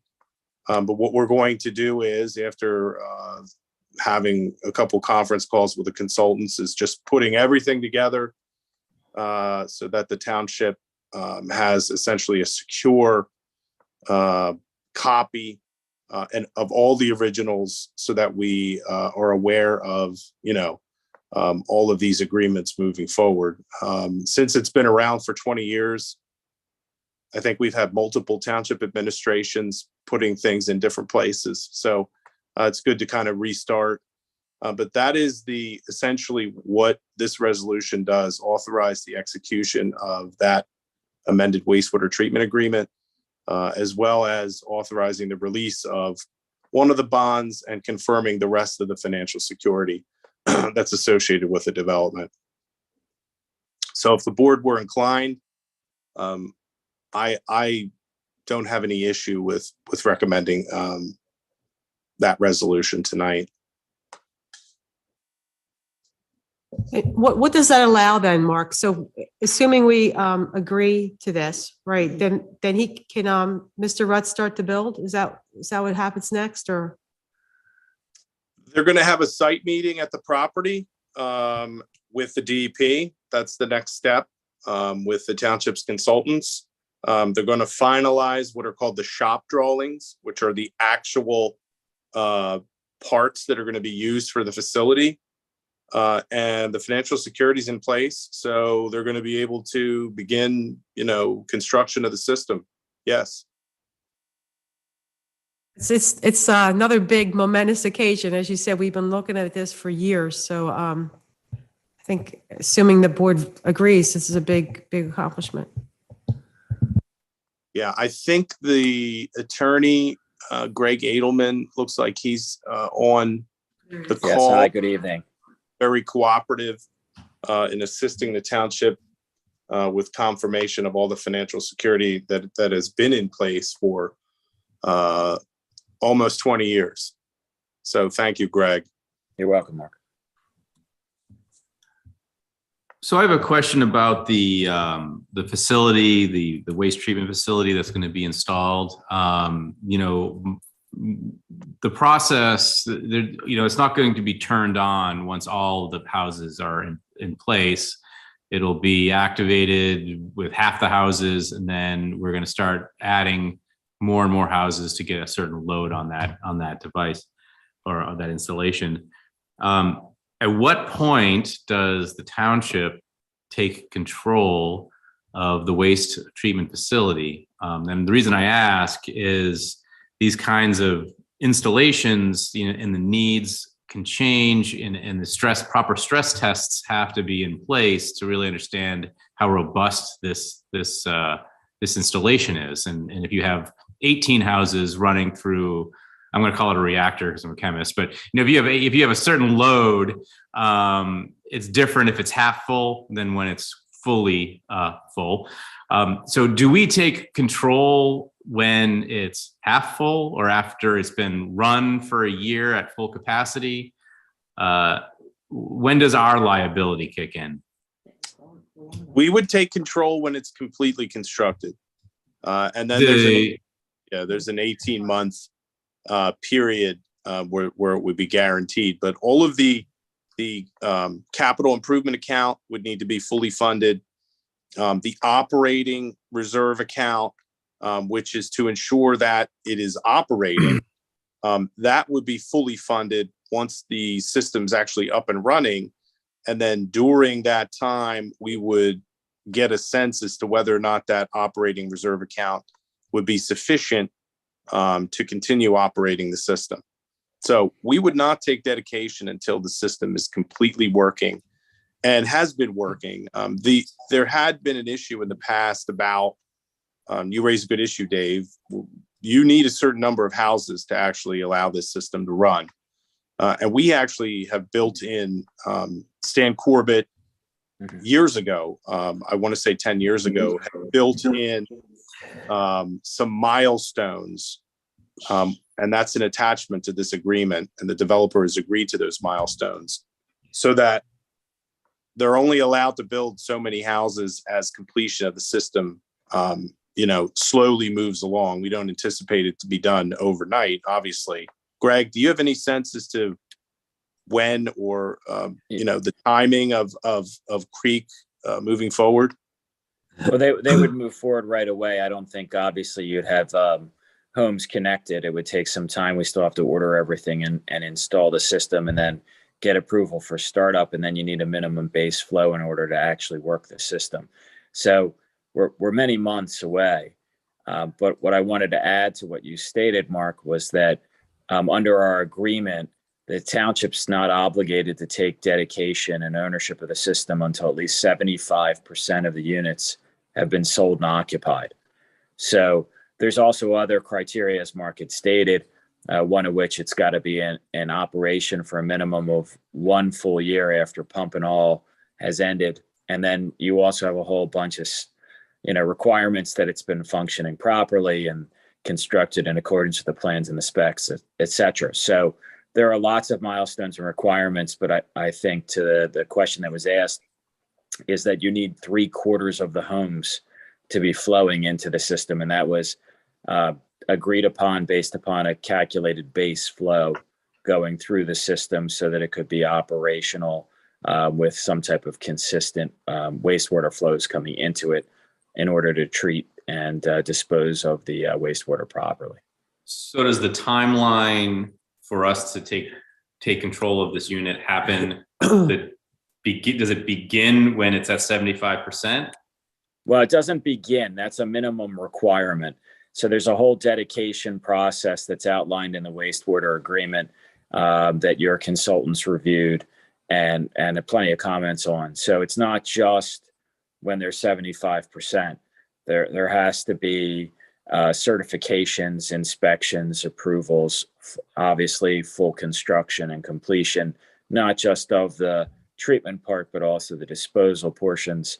And then there are other paper requirements that we have to satisfy that are in here, including the posting and maintaining of the financial security for the capital reserve, for the operating reserve.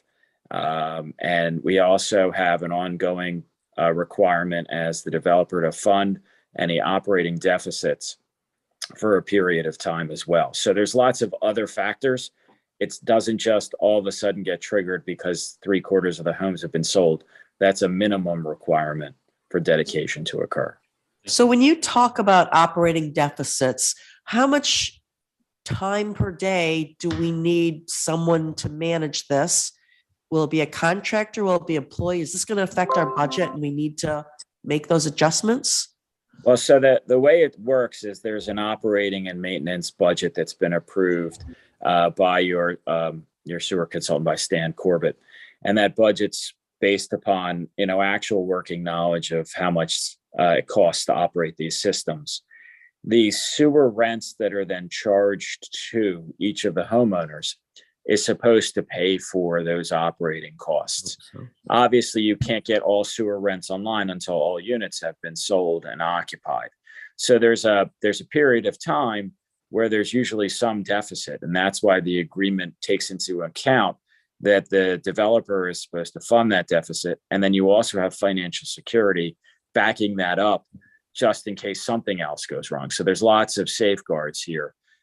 In terms of the township monitoring it, I don't know what systems you do or don't have in place in terms of billing, but you're not talking about that many homes. You're talking about 38 units that would be getting a sewer bill based upon the operations. Whoever your contractor is would be able to handle that. They'd be able to say, here's what the costs are, and then here's what the bills are that need to come out. I assume the township would want to be the central billing entity, though. You most likely wouldn't want to have a private contractor billing directly to homeowners. You'd probably want the township to do it. And that wouldn't occur, obviously, until the townships accept the dedication of the system. Typically, when we have townships taking systems from developers or sometimes homeowners associations, you need to have a period of transition. So it usually requires some type of notice going to the homeowners, typically a meeting with the homeowners so they understand how the billing practices will change and what's to be expected of them. That's really helpful. Thank You're you. welcome. All right, thank you. So do we have any, so I have a motion that I need to read here. So before I read that motion, I want to make sure that I get some comments from everybody on the board.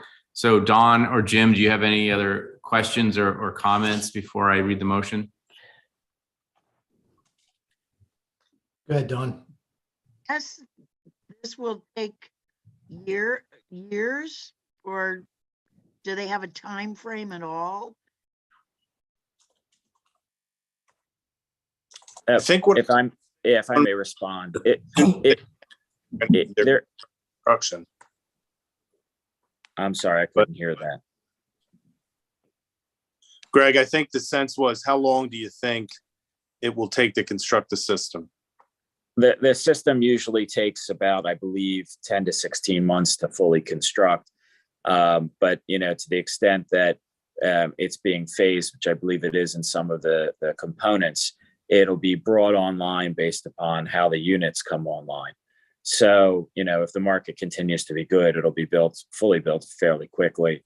If there's any downturns, then obviously there'd be a little bit slower of full construction. It's modular, so it has components to it that are sized according to, you know, how many homes need to connect. So there is some variable time frames here depending upon the market and how quickly the homes are sold and occupied. Right now, current market, it'll be as quick as we've ever seen because of the demand. I take it that ultimately the goal is to have it self-sufficient by the homeowners paying into it. Correct. Or self-paid for is what you mean, right? Yeah. Yeah. Exactly. So, yeah, was that all you had, Don? Yeah, that. Okay. Yeah. So Greg, I just a quick question from me is that there's assumption that we're going to have a contractor that's actually running the plant, if you will. And when the 75% gets done and there's a transition period over to potentially township employees billing, I guess we don't have a billing system right now, maybe that can handle that. It's only, like you said, it's only 36. But the assumption is that everyone would get the same bill. And if there's 75%, they would share 100% of the cost. And then if there's 100% of the homes, they would still share 100% of the cost. So, you know, it might go down if the more homes that are completed, the cost might might be shared and go down. Well, so the cost should be uniform throughout, and that's one of the things that you'd have to maintain under Pennsylvania law. To the extent that you only have 75% of the homes, the developer is required to make up that shortfall of the 25% until all are occupied, and then you divide it equally among all the units. Okay. What frequency are we allowed to reevaluate that sewer bill cost, and at what frequency?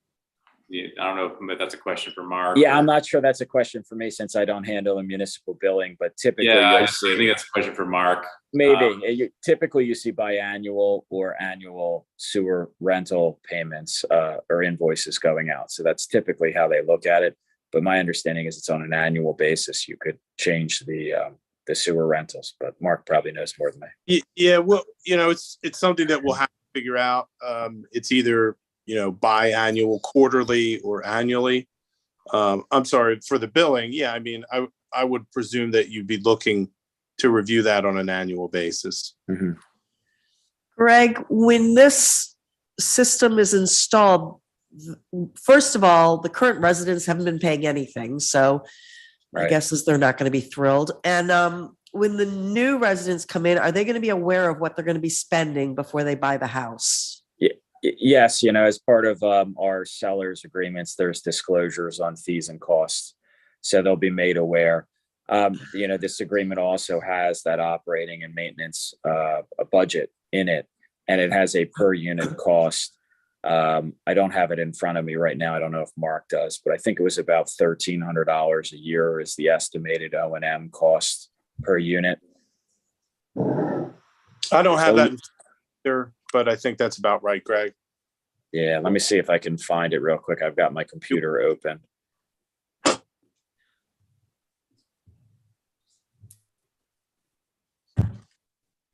Hopefully my system cooperates. I'm trying to pull up the document. While But- you're doing that, I'll just mention that for the public, we've never managed a sewer before. So this is Right. going to be all new, just FYI. Right. Good point.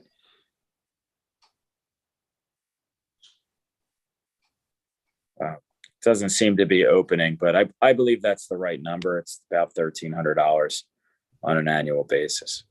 Okay, thank you. You're welcome. Yeah, I don't have Any other comments or questions for Greg or Mark? No? All right, then I will read the motion. I make a motion to approve resolution 2022-07 as outlined and recommended by the Township Solicitor Mark Thompson regarding Lexington Point. Can I have a second? All right, thank you, Jim. Any discussion? All right. So all in favor, say aye. Aye. Aye. Any opposed, say nay. Okay, motion carries 5-0. Thank you, Great, Greg. No, thank you very much for your time and cooperation. We appreciate it. Have a good night. Thank you. Thank you. The next item for the solicitor update is the Avon Grove Charter School. We actually had a chance to talk to Jeff about that today, and coincidentally, we had reached out to their council to see what they needed, presuming that they want to move forward with this, once the summer starts. And coincidentally, they were just looking to get us what they needed. So we're going to work with them. We had spoken to their council today. They're going to put together an amendment to the stormwater management as well as some financial security. So we're going to do what we need to do to allow the charter school to move that project forward, when they have the opportunity to during the summer months. So just as some clarification for the residents and those who may not know what this is about, Avon Grove Charter School, it has a small area in the front of the school where they are currently parking cars. There isn't a parking lot there. It's just grass, and it's causing some traffic flow issues in and around the school right there. And they just really want to make a permanent parking area in front of the school. And so we're just going through the process of getting that constructed. So that is what this was discussing. All right, so next, Mark. So the next item is the Crown Castle lease agreement. My partner, Helen Mountain, is the expert on these types of leases, and she's been working with Franklin for several years. What started this conversation was Crown Castle reaching out to the township and offering they're looking for 20 additional years. Their lease agreement expires in 2024. So they're looking for that additional time. And they're offering $20,000 for that time frame, which is not, it's not outrageous, but through the process of analyzing the subleases that are associated with it, we were able to determine that the sublease rents, and just so that we're clear, we receive a percentage of the sublease rents, and it increases throughout the years, and we haven't seen those increases. So what we're doing with Crown Castle is we're asking them to re-review their payments to ensure that they have been complying with their leases, at least the subleases. It's a little convoluted from a process standpoint, but we were able to figure that out, and we told them that we're not going to entertain an extension until we clear this issue up, and that's where this we have not received a response from Crown Castle on the issue. Is there any reason why we have to agree to a 20-year lease? Can we do a 5-year or a 10-year? We could. I mean, they look for, obviously, they look for more stability. When they ask for providers to place their equipment on the tower, those providers are looking for a location that they're going to be able to utilize for, 10 or 20 years at a minimum. And if it's 5 years, then they probably won't look to co-locate on that tower. And so, that would be a problem for Crown Castle. But 20 years is normally the standard time frame. Okay. Mark, it seems like they're being difficult. I mean, we've been talking about this for a while. Is this just normal? I mean, I just remember every time I look at my book, it's the person in your office is talking to them and we're not getting answers, or we're not getting feedback, or there's just some difficulties. Do I have the wrong impression, or is this more difficult than it has to be? Well, I think that Crown Castle probably has hundreds of these types of towers, and they thought it would be easy to get this extension by just putting a number out there, and we threw them a curveball and said, well, hey, you know what? We've got a 4% escalator. It looks like you haven't been living up to that escalator. We also wouldn't necessarily agree with the number. So I think that's what's causing it to take a little more time. I'm hesitant to say that Crown Castle is being difficult to deal with. If anything, we're just trying to hold them to the agreement, Donna, and make sure that they're doing exactly what they're required to do. I would imagine there's quite a few municipalities that probably don't look at these agreements on a regular basis. That probably, are getting shortchanged. But Okay. we've been looking at it, and we're definitely not getting shortchanged. Okay, so this is the normal process back and forth. I think so. Okay. Is there I'm kind of ignorant to the cell tower market.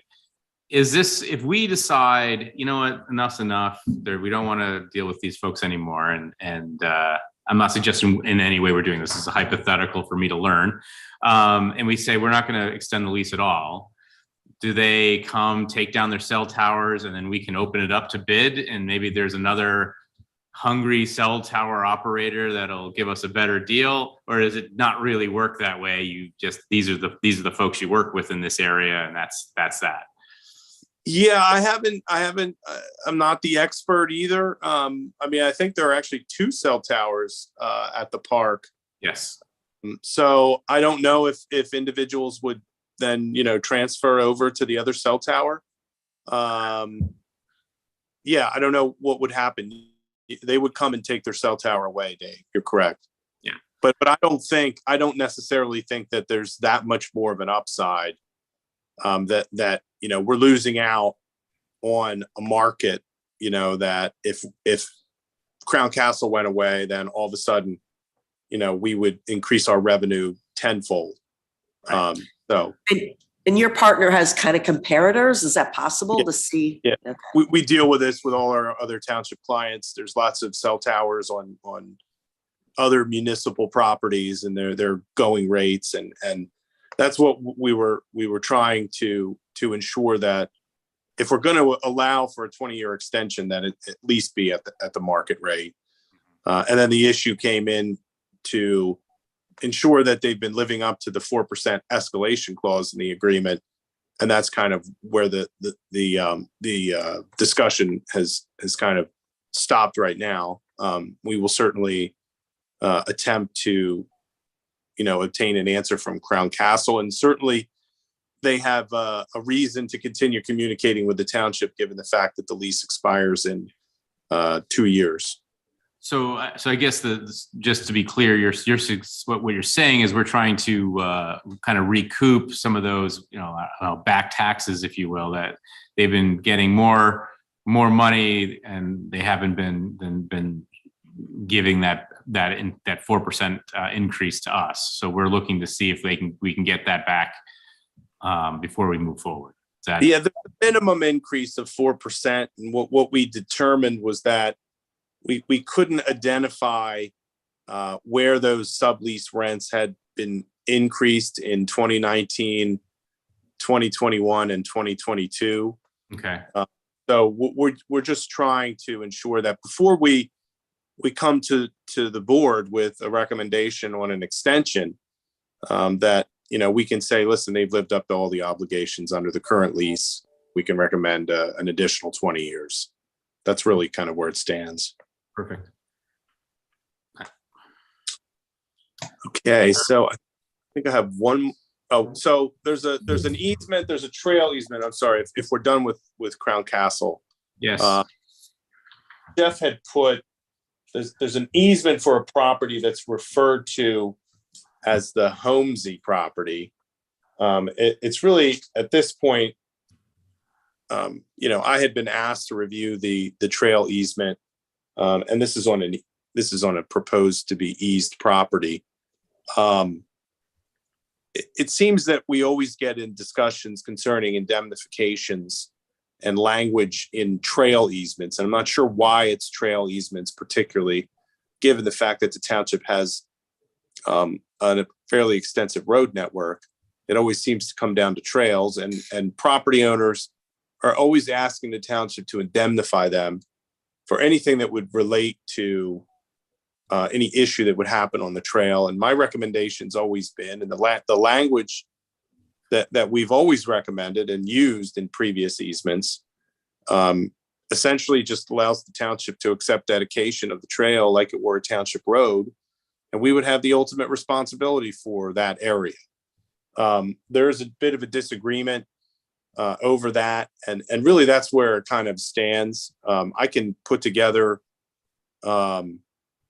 my short analysis of the issue, and then the board can kind of make a decision at a later date. I think it's kind of in process right now, where I've made comments, they've made comments back, and we're kind of just at a standstill. So I don't know. Yeah, I would like to get that assessment, because my understanding, and I could be very wrong, is that this is what's the final thing to hold up the actual easement process, that this is something that needs to get done so that we can progress, creating that easement with the homeowners. So I would like to understand what it is that, what's the issue, and maybe hear your suggestions for how we could resolve it. Is that okay, Mark? Well, yeah, no, I mean, what I had done was replace the language that was in the proposed easement with language that had been used in all of the previous township trail easements, like let's just say the Ford Farm. And that's very simple language without a blanket indemnification. And like I said, there's no right or wrong way to do this. I've always looking out, obviously, for the township's interest when it comes to liabilities. We always try to remove those indemnification provisions. And so that's kind of where it stands, Donna. I can certainly distill it down to, here is the provision, and if everyone's comfortable with it, then we'll allow the process to move forward. It's a little hard for me to explain given the back and forth with the comments. But if this is the last piece, we can certainly move it forward, this week or next, and allow that. And if everyone's comfortable, we can say, okay, this is what we can all agree to.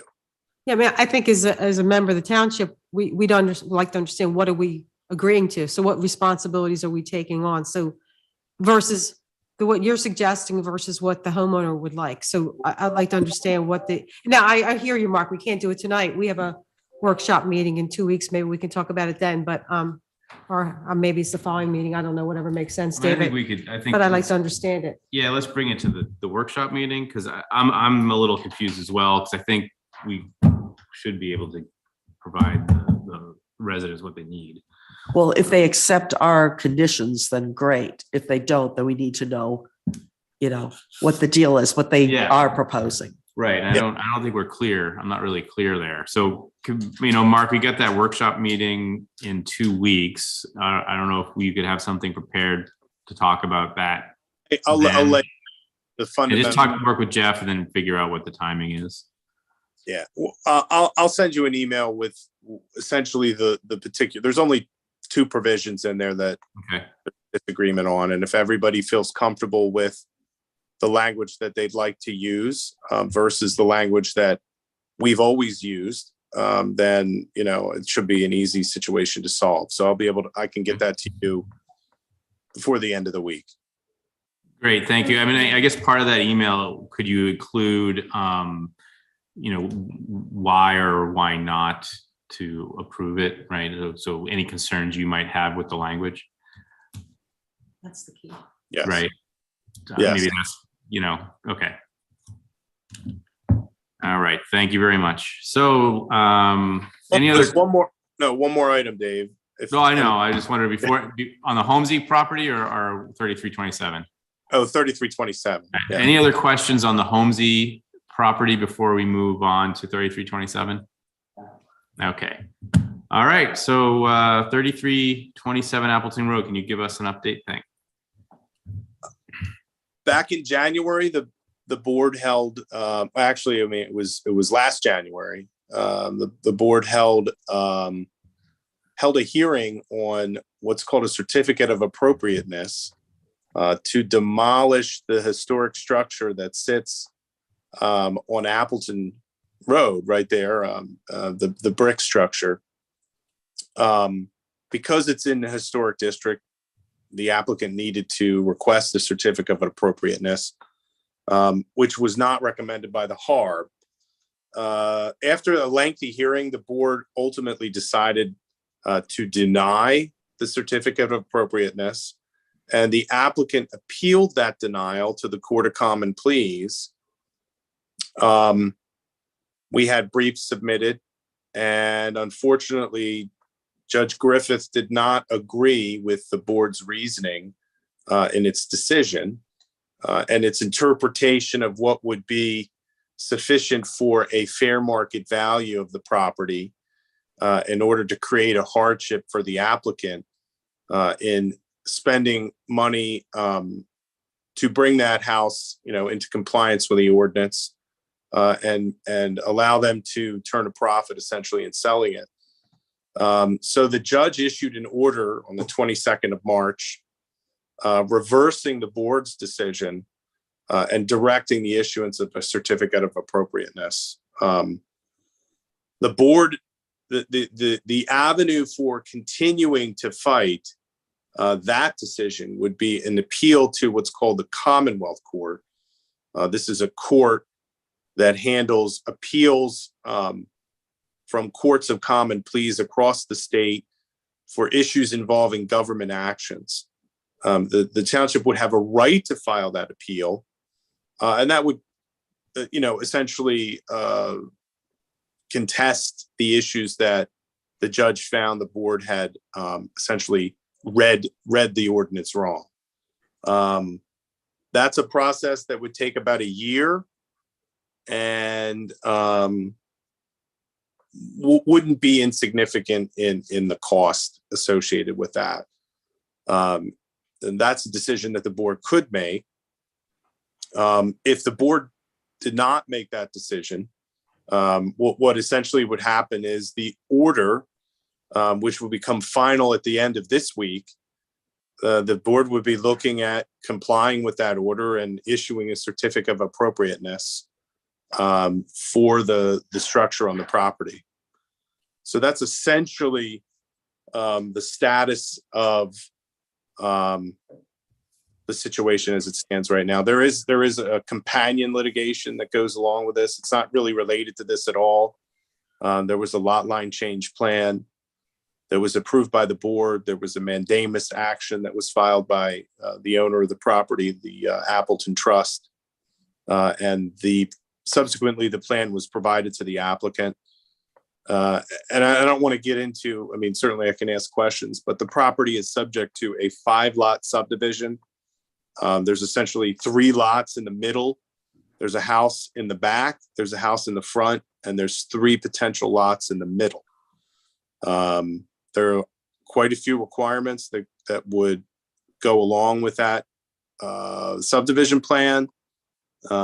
We had asked the applicant, at least asked his attorney, if there was anything that he wanted to discuss with the township And they indicated that they wanted to have private meetings. And the board, we weren't comfortable with that. So we don't exactly know what the applicant's looking for in the case. But the only matter for a decision for the board to take at this point would be whether you wanted to appeal to the Commonwealth Court. And if that were a decision that you wanted to take, then you would make a motion directing me to do that. If you didn't want to do that, then there would essentially be no action to take. So I guess that's my question mark. So is there not an action that we would have to take? Would if we decide not to appeal, wouldn't we have to create an order, or wouldn't we have to create a certificate of appropriateness? Wouldn't we have to actively do that? Well, I think that's issued by the court. Code. It would be issued by the code official. I mean, we don't have to do anything. We No. would just have to, okay, all right. Yeah, That's what I'm as saying. by the order. Yeah, as directed by the order. So when we talk about an appeal process, it's from my understanding from we talked about this in an executive session. It's a pretty tall, steep hill to climb. It's another years-long process with really no progress. It's not a guaranteed outcome. It's expensive. And so I guess my question mark is when you talk about, say we win this appeal, right? There's another appeal process, right? This will just happen again, right? I'm assuming the defendant is going to not say, you're right, you guys win. We're going to, the fight would go to what next step after that? If we were to lose the appeal. No, you're right. So the process before the Common Court, I would say that would probably take 1 to 2 years, probably a year and a half to actually get a decision.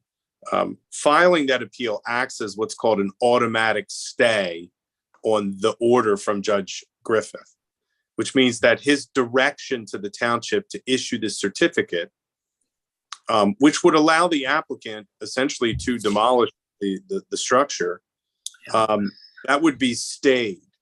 So during the appeal process, that would not be able to happen. The certificate would not be issued. If we won, if either party won and was not satisfied with the decision that the Commonwealth Court makes, the next avenue would be a request that the Supreme Court take up any issues that the Commonwealth Court, that we essentially felt like the Commonwealth Court had gotten wrong.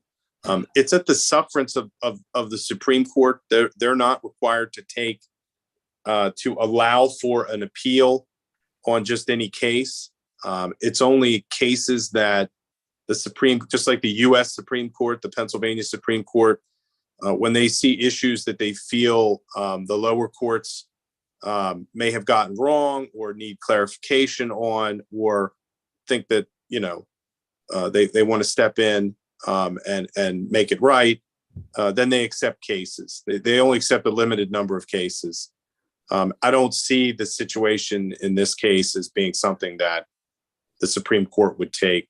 It's not a novel or interesting issue.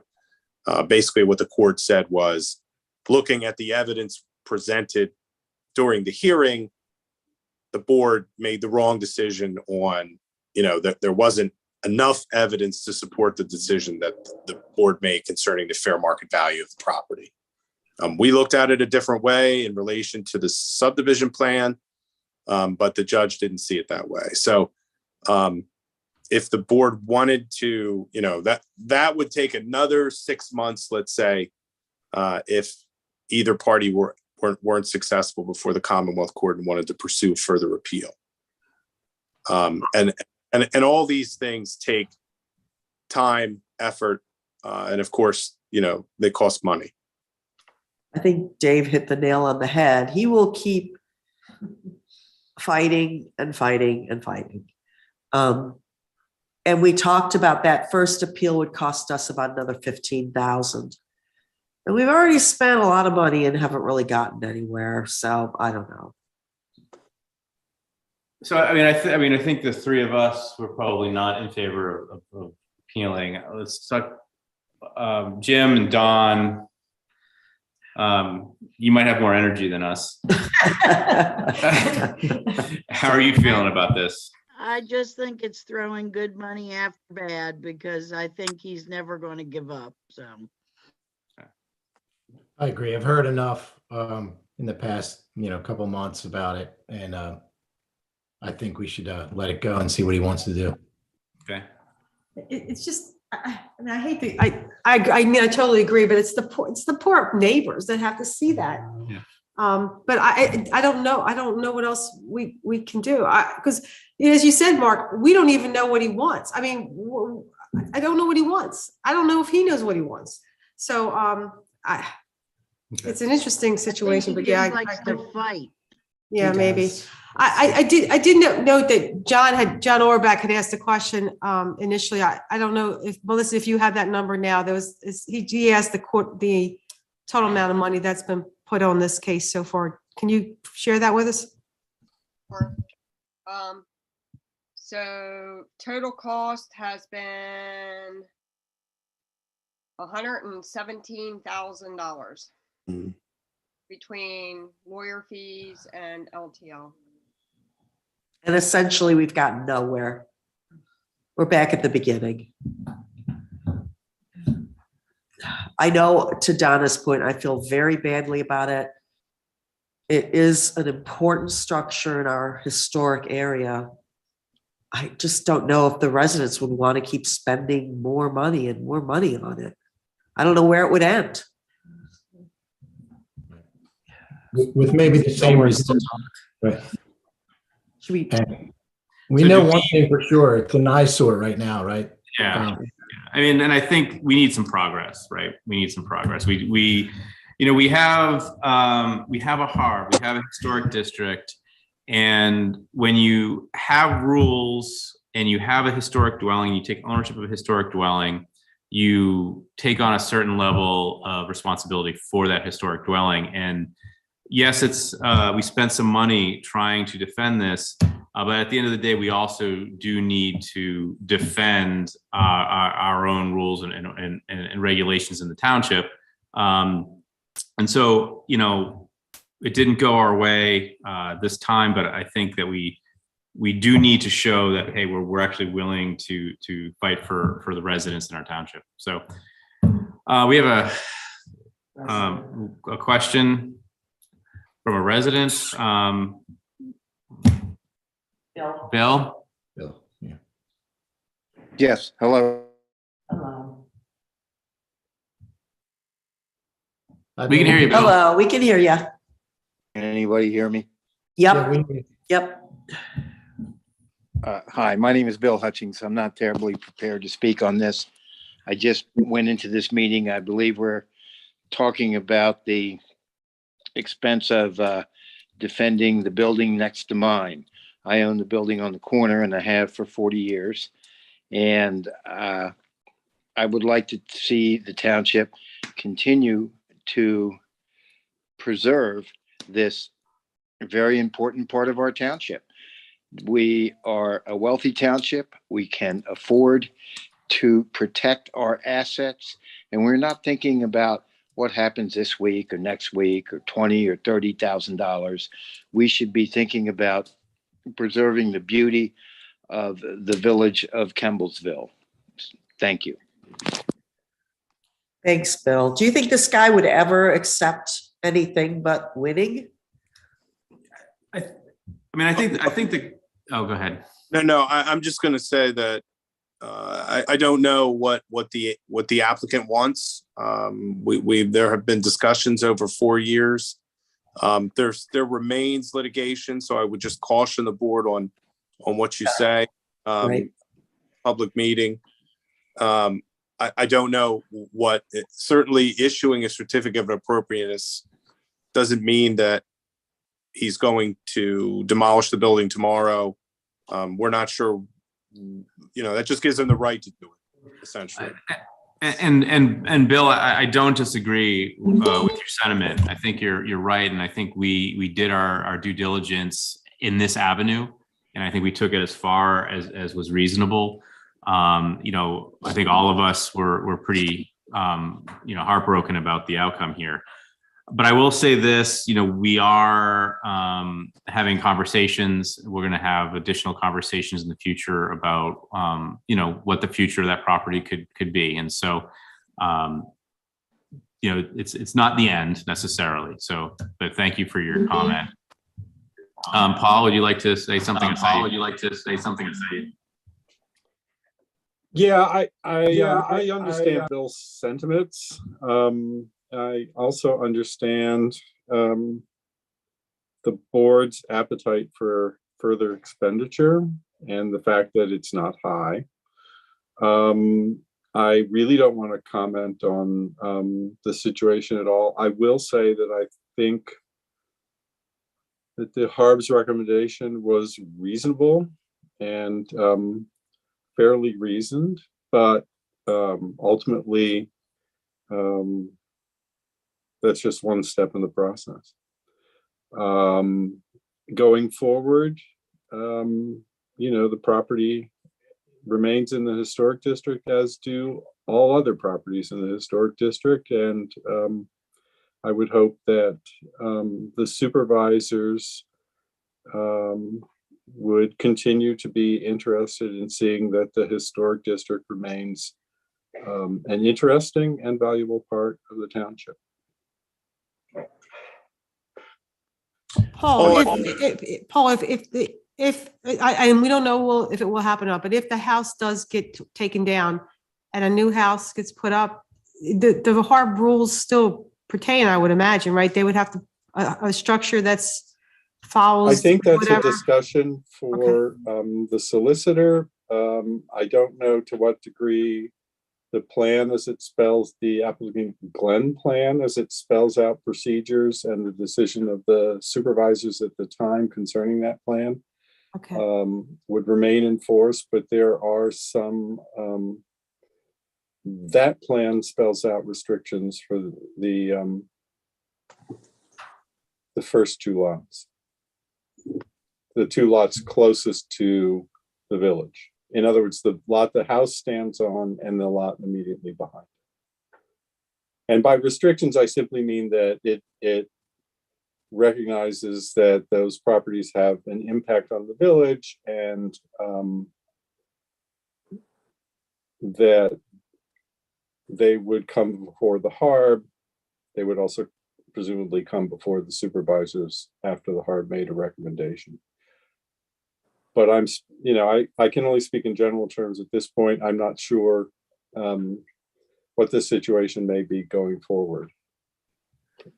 Mark, when is the date that we either need to appeal or step away?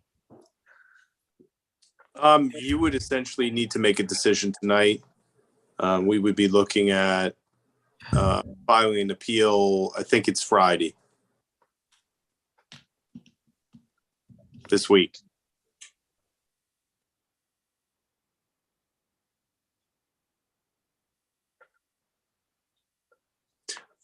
To Paul's comment, just as a follow-up, the plan doesn't really contemplate another historic structure being constructed.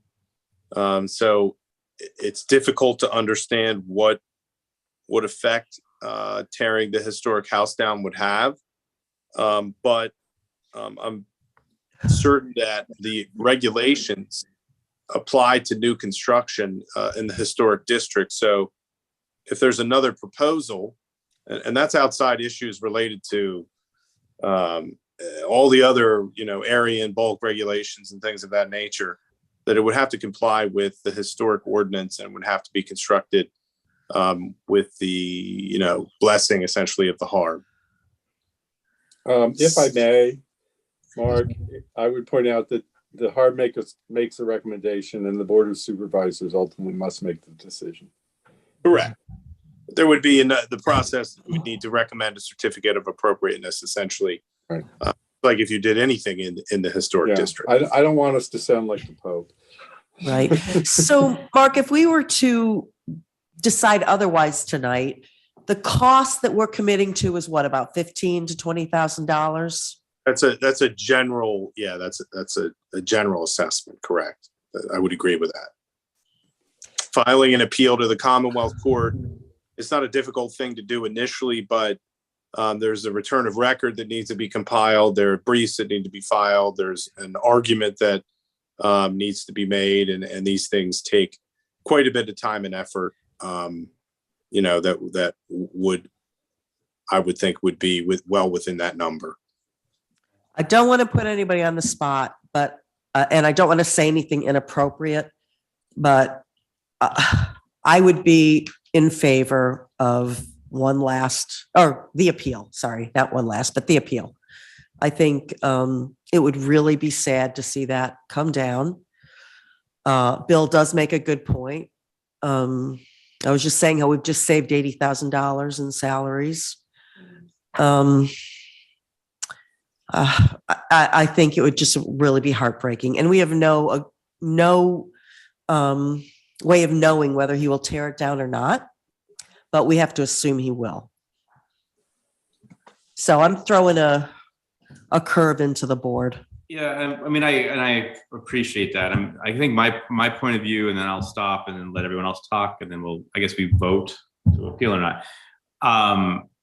My perspective is it's going to be another 2 years at a minimum, plus another appeal.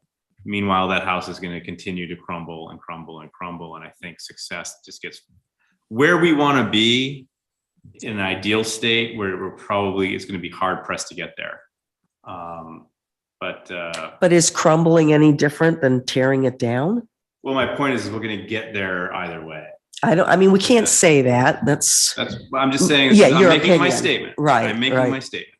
And Bill wants to say something else. And so I think we'll let Don and Jim talk, and then we can we'll vote. We'll allow one more public comment before we move on to a voting. So Don, do you want to say something? Wow. Now I'm really torn, because I do agree with Nancy, but that's a lot of money. So I'm right on the fence on this one. Yeah, I'm not convinced it's going to be 17,000. I think it's going to, we already spent 117 doing what we did so far. I think 17 is lowballing it. And I don't think you're going to get anywhere with it. Jim? Yeah, I'll let Bill after getting Jim's input. Jim Johnson? Yep, sorry. I think Jeff put me on mute. I had to unmute myself. I share the same sentiment of, I'd rather see this thing go, remain and be fixed up, but we tried. Can I ask how long this has been? Okay, in between here, like how long have we been fighting this? 4 years. 5 years. If you start from the beginning of the first citations by the zoning officer, yes.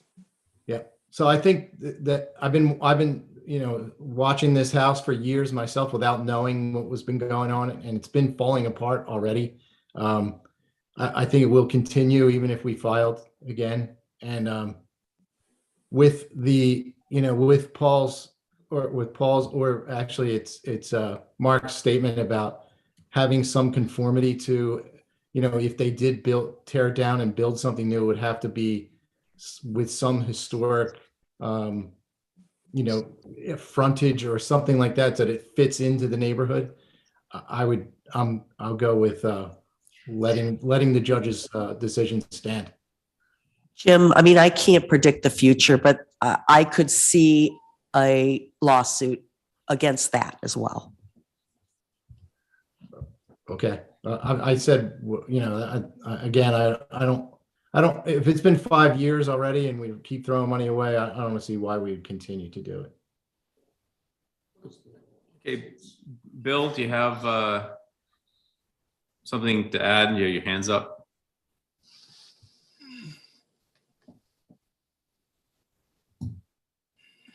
Hello, can you hear me? Yes. Thank you. As I said before, I have owned the building next to it. My office was there for 40 years. I've watched that building deteriorate. I heard about the man sending his flunkies to pull down the front porch. And this is an example of a bad actor that needs to be brought to the right decision. We simply can't let that building be destroyed because it is an integral part of that village. The way it sits right now, it's like looking at a rotten tooth when you drive up the road. And that was done intentionally and unnecessarily. And frankly, that guy made a bunch of bad business decisions. If he had fixed up the building and rented it out, he would have been able to maintain the building. He would have avoided a large amount of lawsuits, and he decided to take a path that thumbed his nose at our neighborhood, my neighborhood. I think I'm the only person here that, although I never lived in that building, I spent 40 years of my life slaving away in my office up there. And I think, again, given the resources this township has versus that man, we should not be quibbling about pennies. We should be thinking about the long-term, multi-generational impact of letting that building fall down. Bill, just a comment. Everything you said is exactly where we were when we entered into this lawsuit in January. Everything, I mean, and I don't know if you have or not, but if you listen to the hearing that we had to reject the certificate of appropriateness to tear it down, everything you said, the sentiment was there, was our frustration that someone should be able to get away with this type of behavior. It was our desire to protect the neighborhood, to protect the building. And exactly what you said, Dave, just the precedent that it would set. We were where you're at. We're dealing, and as hard as it to say, we're dealing with a person who he just likes to fight. This is what he does. This is what he likes. And I don't see it ever coming to a resolution. I think we would just keep on going and going. So I hear what you're saying. I felt the same way. That's why I voted a year ago to do the lawsuit. I don't regret it, but I think it's clear that we're at an impasse and we're not going to change what's going to happen. It's just be another 2 years before we get another decision that we don't like. I mean, I think we all have to understand an appeal. We'd have to come up with something the judge did wrong to make the case that it should be appealed. It's not like we're starting from ground zero. We're starting from a decision that was already won against us, and that's a tough bar to climb. I just want to validate your feelings, and we were all there. Can I ask a question? Have we learned from this process? I mean, could this happen again and again in this village? I mean, What a great question, Jim. I think this is such a unique individual and a unique situation. I guess what you should say, and the way I look at it, is we don't see another incidence like this going on in the township. I don't think. I think what we learn from my point of view, and I don't know, I haven't thought too deeply about this, but I think maybe getting on top of this earlier, right? I mean, we didn't realize what was happening until maybe it was too late. I don't want to second guess previous boards. I wasn't there, but maybe getting on top of this faster might have been something we could have done. Again, I wasn't part of that board, so I don't know what they were going through and the decisions they were making. So I can't, say one way or the other. But this is such a unique situation in my mind. The other way I look at your question, Jim, is there anything we've learned that would give us hope of a better outcome? Have we learned anything about his legal process, about how we presented our information? Is there anything that could say to us, yeah, this didn't go our way, but we've learned some valuable lessons that we could then apply and feel that we could be more successful? And Mark, I don't know, that's something that, I don't know if you can answer that or not. Oh, well, yeah, no, there's no question. We see these types of issues in historic districts, not infrequently, where there's disagreements concerning, it's a sensitive issue because, essentially homeowners in the historic district are held to a very high standard. And I think that they have to buy into that. I would note that there is still litigation concerning that original land development plan that still exists. If the board wanted to authorize me to file an appeal, then you would make a motion to do that. If the board isn't interested in appealing, then you don't need to take any action. We would just let it stand. Let the decision. And then that would delay the subdivision? No, I don't know. Again, there's another piece of litigation. There's a mandamus action that's still on file with the Court of Common Pleas. I don't know what the applicant is looking for related to that. Again, we were looking to try to understand what the applicant's position was, and we haven't been able to glean any information, and of course, at least from their counsel. That's really the only decision that the board has to take tonight is would you like me to continue or to, I think John had his hand up. We'll take one more public comment on this from John, and then I think we need to vote on whether or not we should file an appeal. So I'll let John say his piece, and then we will vote on whether or not to file the appeal. I recognize the anguish that the board has, and I sympathize with it. But I think Donna made an important point about an appeal. When you appeal something, you have to have a really strong case that you have been wronged or the court did something seriously wrong. I believe it's a stronger hill to climb on an appeal. The other issue is the cost. I mean, we talked about $17,000 to appeal this thing, and you just have to look at the cost you've got into so far. If you look at the cost by the end of July last year was $70,000, and now you're at $117,000. That escalation over 9 months? You're going to go into a 1.5 to 2 year period of appeal. To do that for $17,000 seems extremely unlikely. So I would think that the cost of appeal would be very high, more along the lines of what you've spent since July to now. That's really my comment. I'd say be really careful. The $117,000 you spent, just comparing it to our road program, it's 20% of our annual road program. It's not minor money. So you could have repaired a lot of infrastructure for that money. That's the only comments I have. Thanks, John. So I have to so Mark, what's the right way to do this? Do I make a motion to appeal the court decision, or do I make a motion to not appeal? I'm not sure what the process. Can I just poll to see if? Go ahead. If you're not in favor of appealing, then I wouldn't recommend making the motion. If someone is in favor, then they can make a motion. Okay. So so I'm not in favor of appealing, so I don't make a motion. But if there's a board member who's in favor of appealing, they make the motion.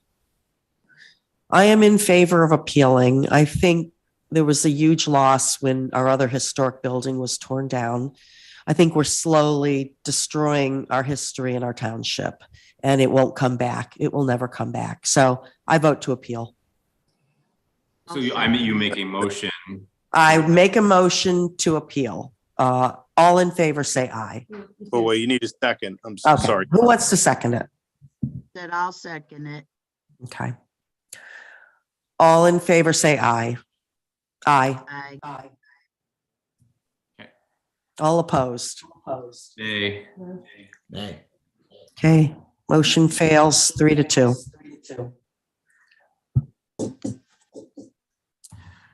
All right, so moving on to public comment. This public comment can include any topics attendees might want to share. Commenters must state their name and whether they are a township resident or a taxpayer of the township. Yes, John Auerbach, I got a couple of comments. I guess there was some discussion earlier about the roadside cleanup. You know, I started that program in 2013, and we've had an annual road cleanup every April since, except this year. I'm just wondering what happened to the roadside cleanup program this year. I don't remember any decision just not to do it. I think last year was COVID. We didn't do it. Yes, we did do it last year, and It was the year before. I'll send you the photos. I feel like there was one year we didn't do it because of COVID. I think it was the year before that we didn't do it. Last year we did it. Last year we did. I helped last year. Yep. Yep. Yeah. So I think it's a worthwhile program. Every time we've done it, we've collected an enormous amount of material. You think, what's laying out there? Do I bring in bags and bags and bags of stuff? So I think it's worthwhile doing. New London Township just had theirs, I think, last weekend. So that's really up to the board. It's just a comment. Hey, I agree with John. The only comment, I'm going to get the meeting over quickly here. Converting the two roads to trails. Township will lose liquid fuels money for those two roads. So I didn't hear anybody discuss that option consequence, but that is a consequence. I did look into that, John. The liquid fuels that we pay or that we get money for is $2,500 per mile. And I think the grants would would compensate probably 3 or 4 times for what we get from the state.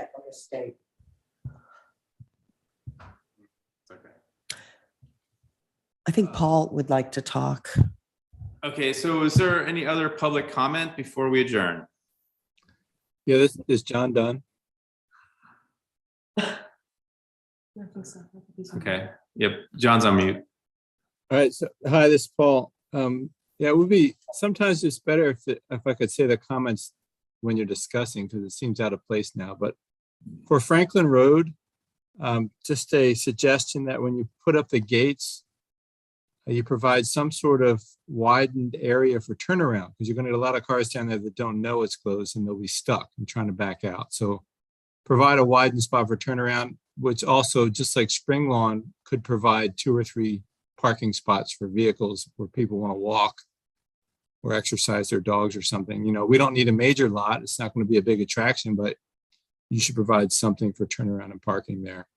And then the gate type should allow horses and bicycles and walkers to go through, but not wide enough for vehicles to go through. But it's a good point. Yeah. We've and I think we've talked to some of the residents who might use that trail for horseback riding to help us design a fence that would allow for the horses to go through, but not motorized vehicles.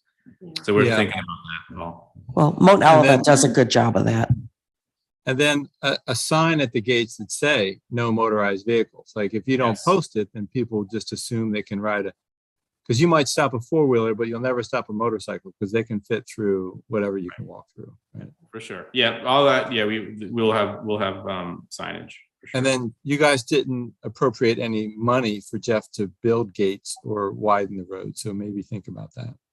So Paul, the only thing we approved tonight was let's just get the process started officially and make some of these decisions. The infrastructure, anything that we need to do would be piece by piece voted on by the board. So my other one was but you're right. You're not wrong. All of your comments are right on. But we're not talking about widening anything. It would just be more to get, as you said, the signage to get because right now the barriers, I think they're kind of ugly, finding some decent barriers. Well, Some that looks barriers that looks good, but goes along, but has Donna, the purpose. Yeah. And I'm suggesting you make a wide spot before the gate so people can turn around, because people will drive down there thinking it's open. We need some way to turn around safely. No, I think that's fine. I think it's fine. And I think we also talked about parking too. I don't think our intent was to have them park there. Yeah, but we'll have to you talk don't want about them. that. You don't want them parking and blocking the gate. You need to give them some parking off. to the Well, side. and I think that's a really good point, because for many residents, they can't walk there. You know, they're going to have to drive nearby. And I don't think that's, I mean, as long as it's a couple spots, I think it's fair to everyone in the township to have some access. So let me move on to Lexington Point, because everyone wants to go home. Is the $1,300 estimate, I believe that was annual for 38 residents. Is that correct? Because the lawyer's gone. Yes, yes. So that's $50,000 a year if I did the math right. And that's a really small budget to operate, because you need a licensed operator. It's not something Jeff can go out and turn some knobs. You have to have a licensed operator. So when I was a supervisor, we looked into this, and it was a very expensive proposition. And we were going to sell or give the facility to an owner. I would recommend, as Oxford did 2 years ago, they sold their facility. So you profit from it, not give it. But either way, I would have Stan estimate that 1,300, because if they're telling the residents 1,300 and it turns out to be 2,300, you know, the residents going to be very angry. And we don't want the other residents, the non-Lexington Point people like myself, to have to pay for it, right? So it should be Right. all kept within Lexington, and it should be a realistic estimate. But 50,000 a year, I don't think you can buy the chemicals for that, right? And then we need a capital account, because this unit is only going to last, what, 15 years? I don't remember the estimate. But we need a capital account to start saving for the replacement. So Yeah, we need to and think about all that. Paul, I think at one point I talked with Stan or Sandy about selling it, and nobody would make any money. They wouldn't want to buy it. Well, I mean, right. we'd So have to, they'd have Oxford- to charge a lot more to the residents. That's right. Once you sell it, they can charge whatever they want. But Oxford sold theirs. I'm just pointing that out. All right. And then while we were in the meeting, I looked up Avondale spends $410,000 a year on theirs. I know that's a lot bigger system than yours, but I just wanted to point that out. Right. The other one is when they first started selling houses in Lexington, I was a supervisor, and that residents were not told that they had an annual tax for sewage, and we insisted on it. And so the lawyer said they're getting a notice, but you might just do a spot check to see if the current closing notices have a paper that says you will be charged a tax for this, because in the beginning they were not being told. And then I can't read my writing. All right, let's move on to Crown Castle. When they tried to do that, when I was a supervisor for 20 years, we rejected that. And Mark might remember, but I think the current agreement was 10 years. We felt that too many things can happen in 20 years. Technology changes, 5G coming out, or escalation or inflation. 20 years was just too long. I suggest you push back as we did and enforce the 4% annual increase, because they were not paying it either. Like they don't have a good track record. So be careful with Crown. That's on the cell towers, if you don't remember. The last one on the trail easement, we've held this trail easement for months. So please, Mark, work with them and finish it off, and copy the Ford easement or the Keene easement or somebody. We have enough trail easements. But the indemnification issue should be covered by the PA state law that says if you don't charge rent to cross the property, everybody's indemnified. So what are we worried about? Like, why are we holding this up? We're going to lose this easement over nothing. So please explain that. Mark offered to write something up. I just was using the Ford easement language. That's all. Yeah, but if Pennsylvania, you know, correct me please, but if Pennsylvania indemnifies the landowner, then what are we arguing about, right? If we're all indemnified.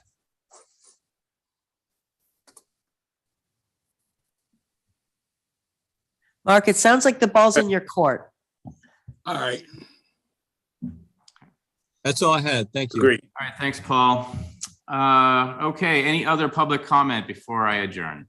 David, I didn't get a chance to finish my comments, but one thing that Paul said was related to preventing vehicles from going up the trails on Franklin and Mount Olivet. And Jeff earlier said that we'd have to keep that open for emergency vehicles. So that's a conflict you need to work out.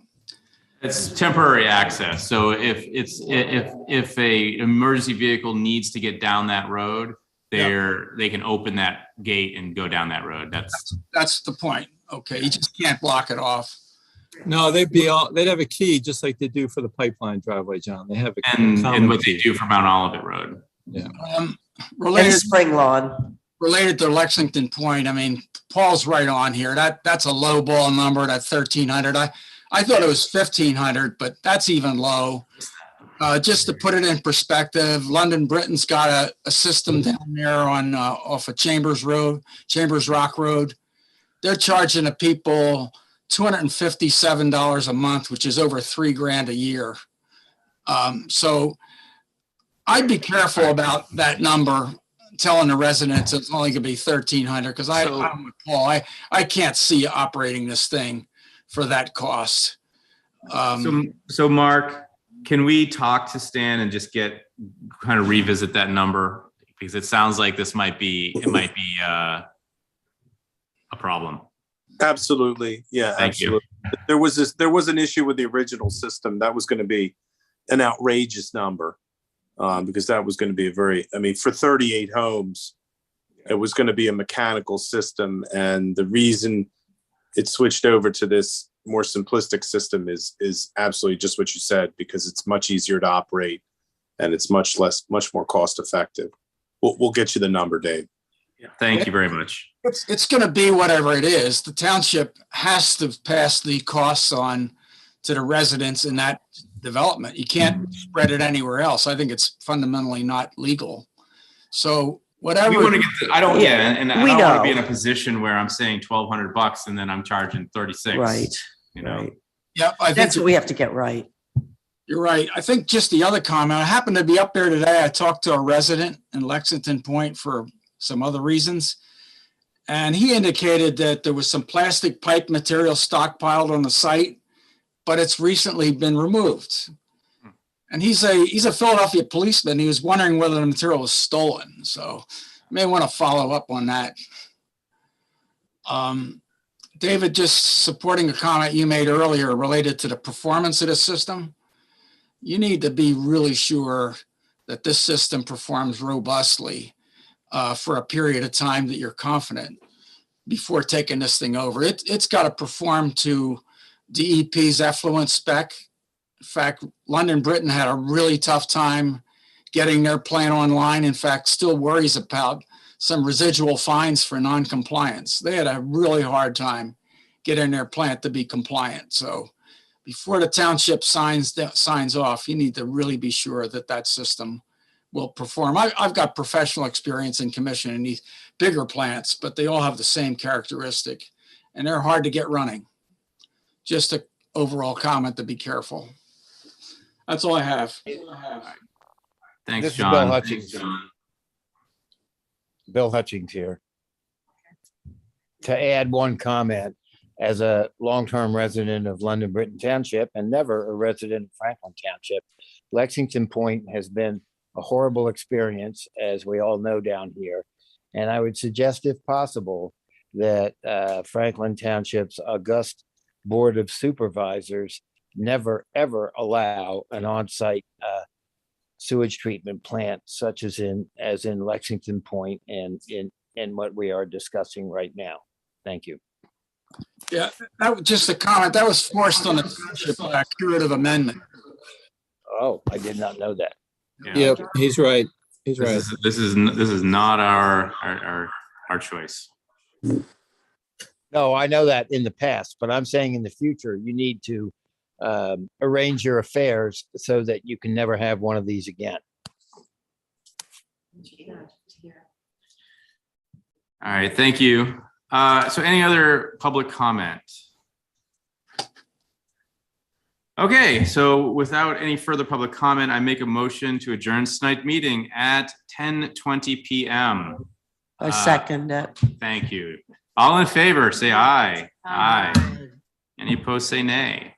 Motion carries 5-0. Thank you, everybody. Appreciate it. So, you're welcome. And I know.